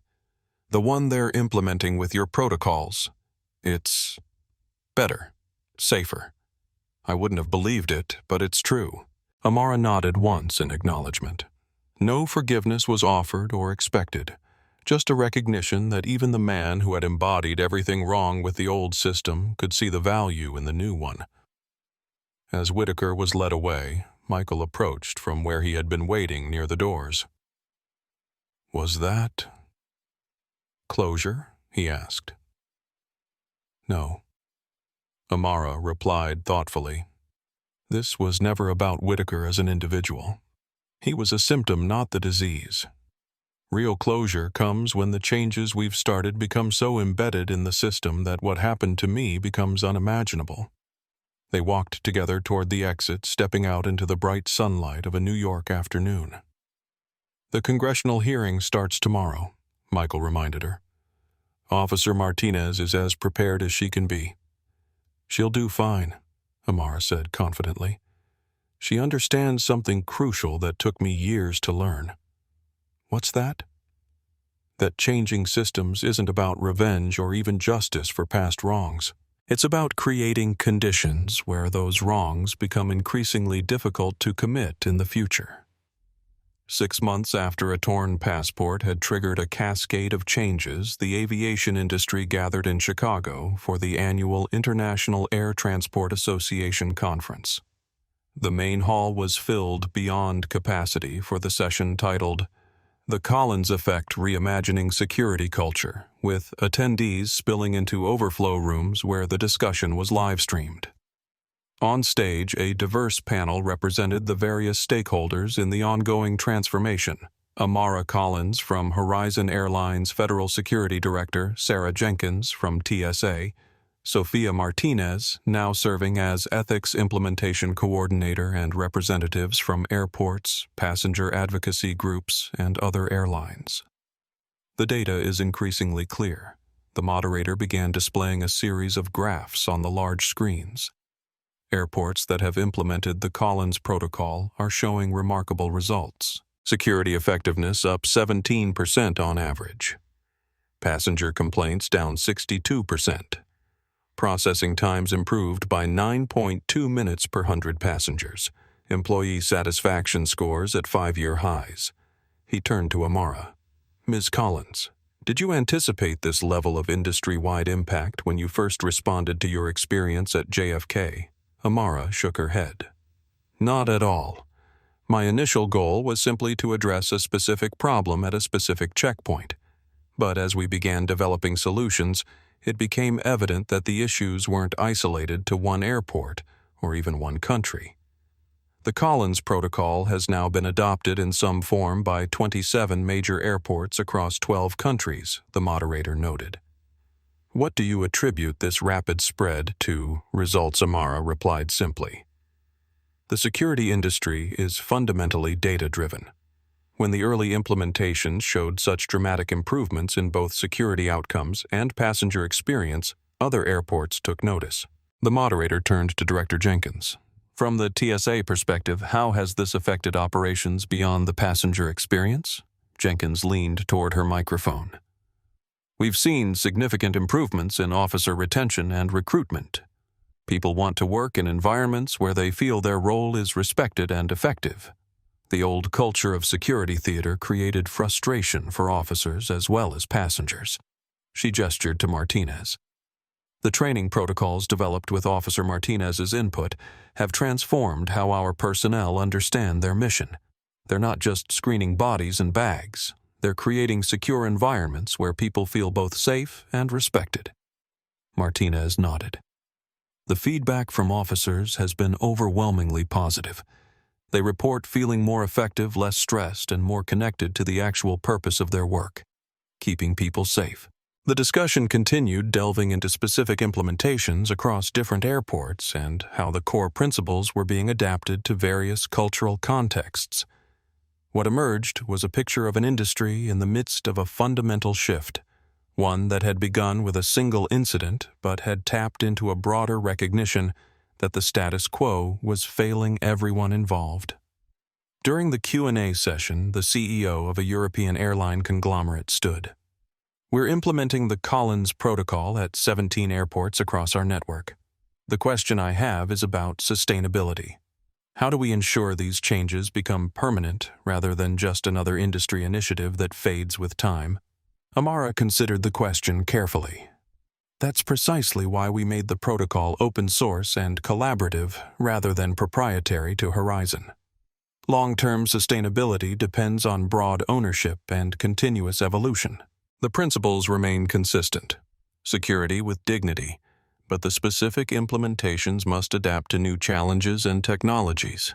Director Jenkins added, Congressional support has been crucial as well. The recent legislation establishing dignity metrics as mandatory reporting requirements for all U.S. airports creates accountability that transcends any single administration or leadership team. As the session concluded, the moderator asked each panelist for a closing thought on the transformation's significance. When it was Amara's turn, she paused thoughtfully before responding. What happened at that checkpoint 6 months ago was unfortunately not unusual. What's unusual is what followed. Not just outrage or temporary attention, but sustained methodical reform based on evidence and collaboration. The Collins Protocol isn't revolutionary because of its specific techniques, but because it challenges the false choice between security and dignity that has dominated our thinking for decades. We've proven they aren't competing values. They're complementary ones. The applause that followed wasn't the polite acknowledgement typical of industry conferences, but the enthusiastic endorsement of professionals who recognized that their field was being fundamentally redefined for the better, not through crisis or mandate, but through the clear demonstration that a better approach was possible and provably superior. As the panelists left the stage, a group of international airport directors waited to speak with Amara about implementing the protocols at their facilities. The Collins effect, as it had come to be known, continued to ripple outward, transforming an essential but troubled system one checkpoint at a time. The private dining room of the Grant Hotel overlooked Central Park, its elegant setting a stark contrast to the TSA checkpoint where this story had begun. Around the table sat 5 individuals whose lives had been irrevocably changed by the events of the past 6 months. Amara Collins, Sophia Martinez, Catherine Wilson, Michael Reynolds, and James Torres. "I thought it important that we gather," Amara explained, raising her glass not to celebrate an ending because this work continues, but to acknowledge how far we've come and how each of you has contributed to that journey. They clinked glasses, a moment of quiet camaraderie, before the conversation began in earnest. "I almost didn't speak up," Sophia admitted, looking into her glass. "That day at the checkpoint. When Whitaker tore the passport, I almost stayed silent. I had mortgage payments, student loans, family obligations. I couldn't afford to lose my job." "What changed your mind?" James Torres asked. The professor had become a key advocate for the Collins Protocol, incorporating the case study into his sociology curriculum and consulting on the bias training components. Sophia smiled slightly. "I realized I couldn't afford the cost of staying silent either. Not the real cost. To my integrity, my purpose." Catherine Wilson, who had transformed from defensive bureaucrat to reform champion, nodded in understanding. "Institutions have a way of making complicity feel like loyalty. It took me 25 years and a crisis to recognize the difference." "You've become quite the advocate yourself," Michael noted to Wilson. 3 congressional testimonies in 6 months. The old Catherine Wilson would have hidden behind policy manuals and chain-of-command protocols. Wilson laughed softly. The old Catherine Wilson was terrified of rocking the boat. "Now I'm helping build a better one." She turned to Amara. "Your response that day changed my perception of leadership. You had every right to demand punishment to tear down the system that had humiliated you. Instead, you focused on reform, on making things better." "Revenge is temporary," Amara replied thoughtfully. "Change is lasting." James Torres leaned forward. "My students ask me why this particular incident catalyzed such widespread reform when similar abuses have been documented for years." What was different this time, Michael answered first. Timing played a role. Post-pandemic air travel was rebounding, but passenger satisfaction was at historic lows. The industry was primed for change, but lacked a clear direction. It was also the power combination Sophia added. Amara had the corporate leverage. I had the insider perspective. Catherine had the institutional authority. Together, that created possibilities that none of us could have achieved alone. And documentation, James noted. The witnesses, the videos, the data Horizon had already been collecting. Evidence made denial impossible. Amara listened to their analysis, impressed by how each had internalized different aspects of the transformation. "All true," she acknowledged. "But I think there was something else as well, something simpler." They looked at her expectantly. "We refused to accept that dignity and security were competing values," she said. The entire security apparatus had been built on that false premise, that respecting people's humanity somehow compromised safety. Once we demonstrated that premise was not just morally wrong, but factually incorrect, the door opened to reimagining everything. The conversation continued as they shared meals and memories, each reflecting on their personal journeys through the past 6 months. Michael, once focused primarily on corporate strategy, had discovered a passion for social impact work. He was now leading Horizon's expanded community engagement initiatives, using the company's influence to address transportation inequities beyond the airport.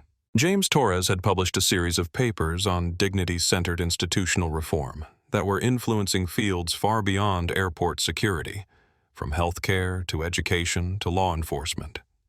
Sophia Martinez, perhaps the most transformed of all, had evolved from a junior TSA officer to a nationally recognized expert on ethical security practices. Her fellowship with Horizon had been extended indefinitely, and she now divided her time between implementing the Collins Protocol and pursuing her long-deferred law school plans supported by a full scholarship. Catherine Wilson had found her voice as an internal change agent, creating a mentorship program for women in transportation security and advocating for reforms she once would have considered impossible. And Amara herself had been changed as well.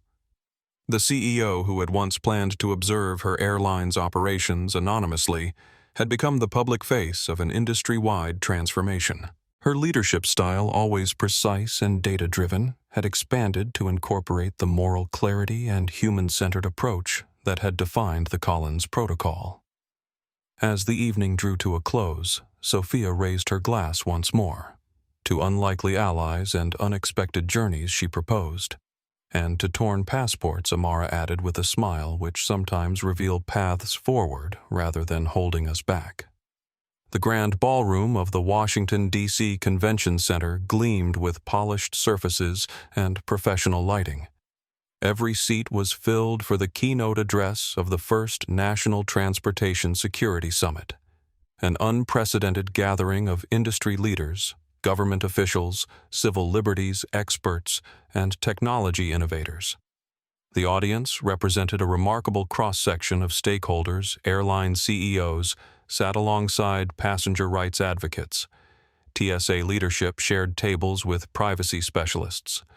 Congressional staffers mingled with international security experts. On stage, the Department of Homeland Security logo was paired with that of the Collins Initiative, symbolizing the unusual public-private partnership that had emerged from a singular incident 6 months earlier. Secretary of Homeland Security Richard Gaines approached the podium, his expression serious but optimistic. 6 months ago, a security incident at JFK International Airport might have been just another viral video, another outrage in the constant cycle of social media attention. Instead, it became the catalyst for the most significant reform of transportation security practices in 20 years. He gestured toward the front row where Amara Collins sat alongside the other architects of what was now officially called the Collins Protocol. The data we're presenting today is preliminary but compelling. In the airports where the protocol has been fully implemented, we've seen a 42% reduction in civil rights complaints, a 23% improvement in threat detection rates, and, perhaps most surprisingly to the skeptics, an 18% increase in passenger compliance with security directives. The Secretary paused to let those figures register with the audience. These aren't just statistics. They represent a fundamental challenge to the notion that effective security requires sacrificing dignity, that respect somehow compromises safety. The evidence now clearly demonstrates the opposite. Security operations that maintain respect for human dignity are more effective, not less. He introduced a series of speakers who presented detailed findings from the 6-month pilot programs. Airport directors showcasing redesigned checkpoints, technology companies demonstrating new screening systems designed with both security and dignity in mind, civil liberties, attorneys acknowledging the significant improvements in complaint resolution processes. Finally, the Secretary returned to the podium. And now, to provide context for how these changes are reshaping the passenger experience and security culture, it is my honor to introduce the architect of the Collins Protocol and CEO of Horizon Airlines, Amara Collins. The applause was sustained and genuine as Amara took her place at the podium. She stood silently for a moment, surveying the room filled with people who had once been adversaries but were now collaborators in an ongoing transformation. "Thank you, Mr. Secretary," she began. 6 months ago, I stood in a TSA checkpoint at JFK Terminal 4, watching an officer deliberately destroy my passport because he didn't believe someone who looked like me belonged in first class. The room was absolutely silent. Today I stand before you not to revisit that humiliation, but to celebrate how that moment has been transformed into something constructive. The Collins Protocol isn't about my experience, it's about creating systems where such experiences become increasingly rare for everyone. She advanced to her first slide, displaying before and after metrics from the first wave of implementing airports. These numbers tell a powerful story, but they don't capture the full picture. The real transformation is in the culture of security. The understanding that our safety isn't protected by intimidation, but by intelligent, respectful vigilance. Amara continued detailing the specific elements that had proven most effective and acknowledging the challenges that remained. She highlighted the contributions of key partners: Sophia Martinez's training innovations, Catherine Wilson's administrative reforms, the technological solutions developed by industry partners, and the legislative support from congressional allies. As she approached her conclusion, she shifted to a more personal tone. I've been asked many times if I've forgiven Officer Whitaker for what he did that day. That question misses the point. This was never about one officer or one incident. It was about recognizing a moment when a broken system revealed itself clearly enough that we could no longer ignore its flaws. She paused, making eye contact with audience members throughout the room. The Collins protocol isn't finished. It's evolving, adapting to new challenges and contexts. What remains constant is its fundamental premise, that security and dignity are not competing values but complementary ones. That we are safest when we are seen as full human beings worthy of respect, not as potential threats to be controlled through fear. The room erupted in applause as Amara concluded the standing ovation, reflecting not just appreciation for her speech, but recognition of the genuine transformation that had occurred within an industry long resistant to change. As the applause continued, Secretary Gaines returned to the stage. Ms. Collins, on behalf of the Department of Homeland Security and the traveling public, I want to present you with this official commendation for your contributions to transportation security reform. He handed her an elegant framed certificate, then leaned toward the microphone with a smile. And I'm pleased to announce that beginning next month, the Collins Protocol will be implemented at all Category X airports nationwide, with a phased rollout to all federalized checkpoints over the next 18 months. The applause redoubled as the significance of this announcement registered. What had begun as a pilot program was becoming national policy, institutionalizing changes that many had initially dismissed as temporary responses to a public relations crisis. As Amara accepted the commendation and acknowledged the applause, she caught sight of Sophia Martinez in the front row, now dressed in the business attire of her role as Ethics Implementation Director rather than a TSA uniform. Their eyes met in shared recognition of how far they had come from that moment 6 months ago, when a torn passport had set them on this unexpected journey. The following morning, Amara Collins stood once more at the podium, this time to deliver the closing keynote of the summit. Where the previous day had focused on data implementation details and policy announcements, this address would frame the broader significance of what had been accomplished and what remained to be done. The room was even more crowded than before, with standing room only as industry leaders, government officials, and media representatives gathered to hear from the woman whose name had become synonymous with security reform. Security and dignity. Amara began her voice clear and measured. For too long we've treated these as opposing forces, as if we must sacrifice one to achieve the other. That false choice has shaped our airports, our policies, and our expectations as travelers. Today, I want to challenge that premise directly and finally. She moved away from the podium, choosing to walk slowly across the stage as she spoke without notes. 6 months ago, I experienced firsthand the consequences of a security culture built on intimidation rather than respect. An officer deliberately destroyed my passport because I didn't fit his image of who belonged in the space I occupied. That incident was painful and humiliating, but it was also revelatory. A window into how our security systems had evolved to prioritize control over protection. Amara paused, surveying the room. I could have responded with outrage alone. I could have demanded punishment for that officer and then moved on, but that would have changed nothing fundamental about the system that empowered his behavior. She gestured to the data displayed on the screens behind her. Instead, we chose a different path. We asked difficult questions. Why did this happen? What cultural and structural factors enabled it? How might we redesign security processes to maintain effectiveness while restoring human dignity? The Collins Protocol emerged from those questions, not as a punishment for past wrongs, but as a blueprint for a better approach. Amara highlighted key findings from the implementation data. The evidence is now undeniable. Security operations that maintain respect for human dignity are not just more humane, they are demonstrably more effective. When passengers are treated with respect, they comply more readily with necessary procedures. When officers focus on genuine security concerns rather than performing authority, they detect actual threats more accurately. When the entire environment emphasizes clarity and respect rather than intimidation, everyone benefits. She acknowledged the challenges that remained. We've made remarkable progress, but implementation is still in its early stages. Cultural change takes time. Old habits persist.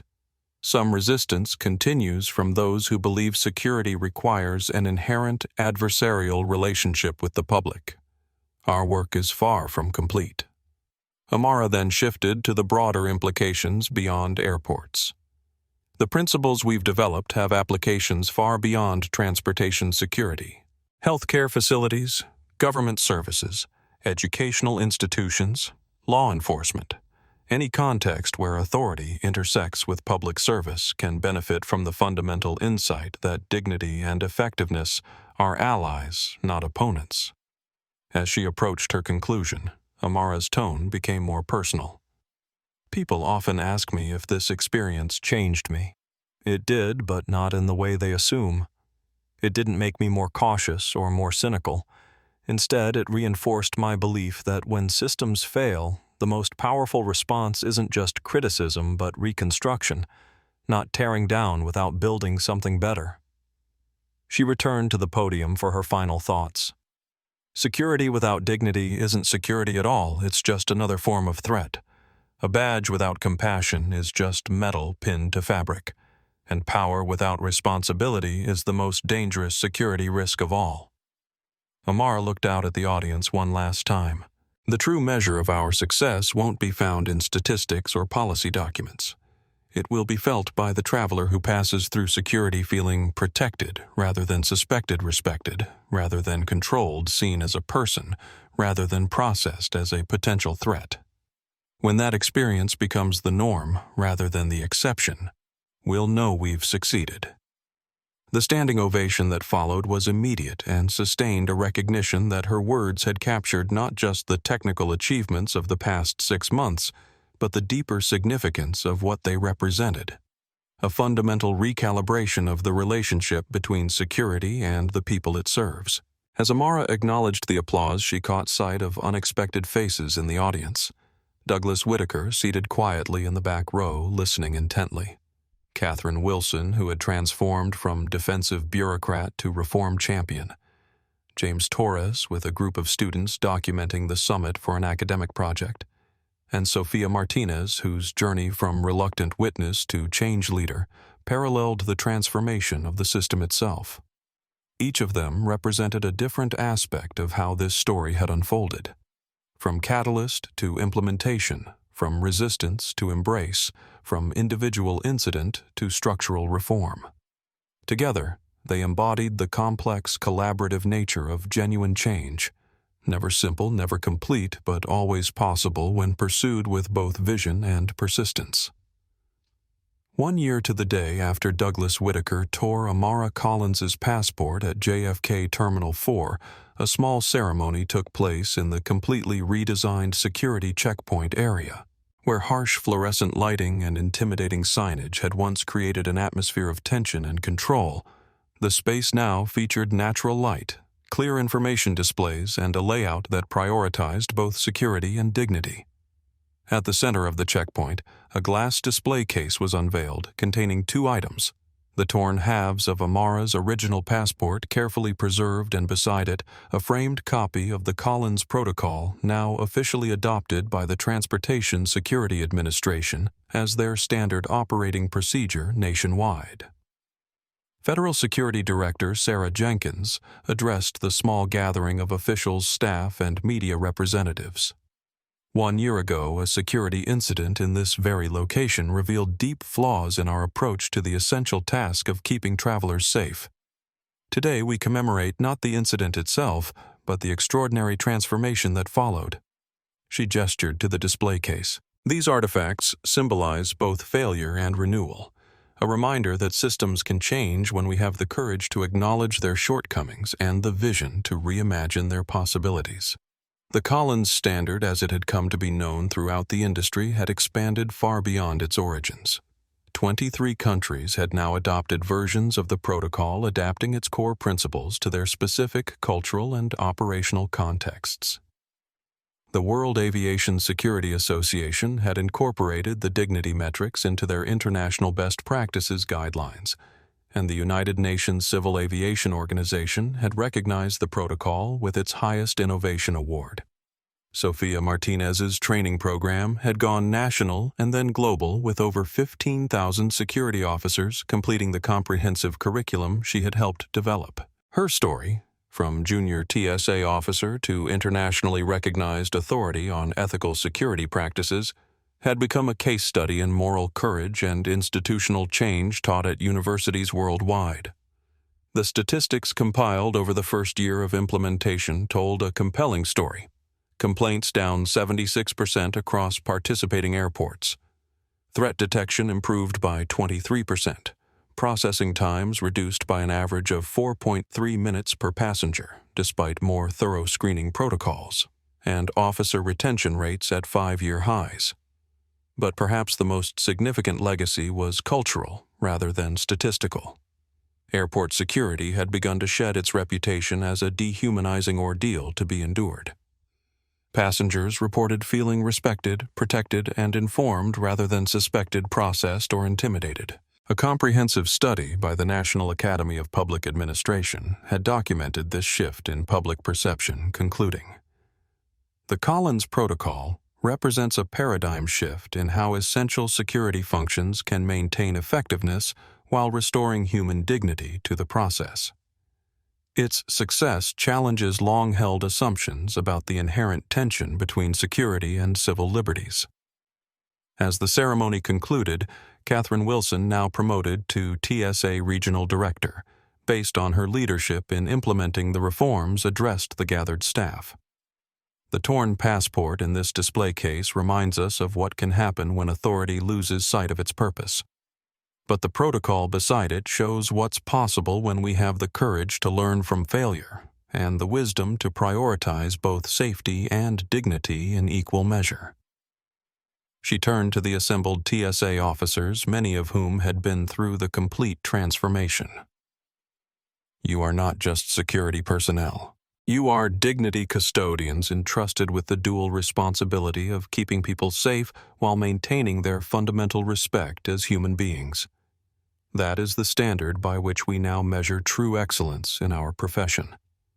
The torn passport preserved in the display case served as a daily reminder to all who passed through the checkpoint, officers and passengers alike, that security could be achieved without sacrificing dignity, that protection didn't require dehumanization, and that a single moment of injustice, when met with constructive rather than merely reactive response, could catalyze far-reaching positive change. The morning sun streamed through the redesigned security checkpoint at Terminal 4, catching the glass display case that housed the torn passport and the Collins Protocol. The early flight rush was underway, but the atmosphere was noticeably different from a year ago. Calm, orderly, respectful. Amara Collins moved through the checkpoint without fanfare, just another traveler on this ordinary Tuesday. She placed her carry-on items in the bins, walked through the scanner, and retrieved her belongings on the other side. The process was efficient, professional, and dignified, exactly as it should be for every passenger. As she gathered her things, she noticed a young black girl, perhaps 13 or 14, traveling alone and looking nervous as she approached the document check station. The girl clutched her passport tightly, eyes darting uncertainly between the officers and the signs. Officer Sophia Martinez, who had returned to operational duties 1 day per month to maintain her connection to frontline experiences, noticed the girl's anxiety. She approached with a gentle smile. "First time flying alone?" she asked. The girl nodded, still clutching her passport. "It's okay to be nervous," Martinez assured her. "I'll walk you through everything step by step." "May I see your travel documents, please?" The girl carefully handed over her passport, still looking apprehensive. Martinez checked it efficiently, but without rushing, explaining each step of the process. "Everything looks perfect," she said, returning the passport with the same care with which it had been given. "Follow the blue line to the screening area, and the officer there will help you with the next steps." The girl visibly relaxed, offering a small smile of gratitude as she followed the indicated path. Amara, who had paused to observe this interaction, felt a profound sense of completion. This was what security could and should be: thorough but reassuring, professional but human. The contrast with her own experience a year ago couldn't have been more stark. Martinez noticed Amara and approached.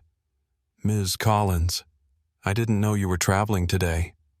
"Just a routine business trip," Amara replied, nodding toward the young traveler now being guided through the scanner. "That was well handled." Martinez smiled. "That's how it should always have been. That's how it is now most of the time. Not perfect yet, but better. Much better." "Do you miss your policy role?" Amara asked, knowing that Martinez had been offered several prestigious positions after her congressional testimony, but had chosen to maintain a connection to frontline operations. Sometimes, Martinez admitted. But this is where it matters most, in these everyday interactions. The policies and protocols are important, but they're just words on paper until they're lived out here in these moments. They both watched as the young girl collected her belongings, now chatting comfortably with the officer assisting her. A year ago, she might have been terrified, Martinez observed quietly, treated with suspicion instead of support. Amara nodded. "That's the real measure, isn't it? Not the statistics or the awards or the policy adoptions, but these ordinary moments where dignity remains intact." As they prepared to go their separate ways, Martinez hesitated, then spoke with quiet sincerity. "Thank you for showing me what's possible when you refuse to accept that things can't change. I'll carry that lesson forever." Amara smiled. "Change is never finished, Sophia. It's a continuous process, not a destination. We've made progress, but there will always be new challenges, new habits to unlearn, new possibilities to imagine." I know Martinez agreed. That's why I keep coming back here, to see what's working, what isn't, what comes next. As Amara continued toward her gate, she passed the display case with her torn passport. She paused briefly, not in remembrance of the humiliation it represented, but in appreciation for the transformation it had catalyzed. Security and dignity. Not competing values, but complementary ones. Not a zero-sum game, but a mutual reinforcement. The journey from that moment of torn identity to this new reality had been neither simple nor complete. But it had been real and consequential, changing not just procedures, but perceptions of what was possible. Amara continued on her way, just another traveler moving efficiently through a system now designed to protect both her safety and her dignity. The quiet culmination of a journey that had begun with a torn passport and culminated in a transformed understanding of what security could and should be in a society that valued both safety and respect as essential, inseparable rights. What happens when a person with power tries to destroy the life of someone they know nothing about? A TSA agent, bitter and profiled, sees a young black woman in a hoodie and decides to make an example of her. He rips her passport, stranding her, humiliating her, and telling her she's going nowhere. He didn't know he wasn't talking to a student. He was talking to Amara Collins, the brand new CEO of the very airline he was standing in. The consequences that came for him weren't just swift. They transformed an industry. This story raises important questions for all of us. Where in your life have you seen power used as a weapon rather than a tool? Have you ever been underestimated based on your appearance only to later reveal your true capabilities? Or perhaps you've witnessed someone else's dignity being stripped away by someone with momentary authority. Share your experience in the comments below. Your story matters, and it might just help someone else find the courage to stand firm in their own dignity. If this account of quiet strength overcoming arrogant power resonated with you, please hit that subscribe button and share this video, not just for the views, but because these conversations change how we see and treat each other. Our channel is dedicated to sharing stories of justice transformation and the power of dignity in the face of discrimination. Next week, we'll explore another powerful narrative about a Black executive who transformed a corporate culture after experiencing racism during a high-stakes presentation. Join our community of viewers who believe in the power of these stories to create real change. Your comments, shares, and personal experiences enrich our collective understanding of how we can build a more just and respectful world. The story of Amara Collins and the torn passport reminds us of a profound truth. The most dangerous assumption anyone can make is that the person they're choosing to disrespect doesn't have the power to respond, because dignity doesn't always announce itself. Sometimes it simply waits for the right moment to transform everything. Remember, you never know who you're talking to. That person you underestimate, that person you decide to bully, might just be the one person holding the keys to your entire future. A moment of spite can lead to a lifetime of regret. But more importantly, a moment of injustice, when met with wisdom rather than merely rage, can spark changes that ripple far beyond that single encounter. If you were moved by this story, please take a moment to like, share, and subscribe. Your support helps us continue sharing these powerful narratives of transformation. Drop a comment below with your own experiences or thoughts. We read every single one. And don't forget to turn on notifications so you never miss our next video. Thanks for watching, and remember, real change begins with the courage to stand for dignity, especially when others try to take it away.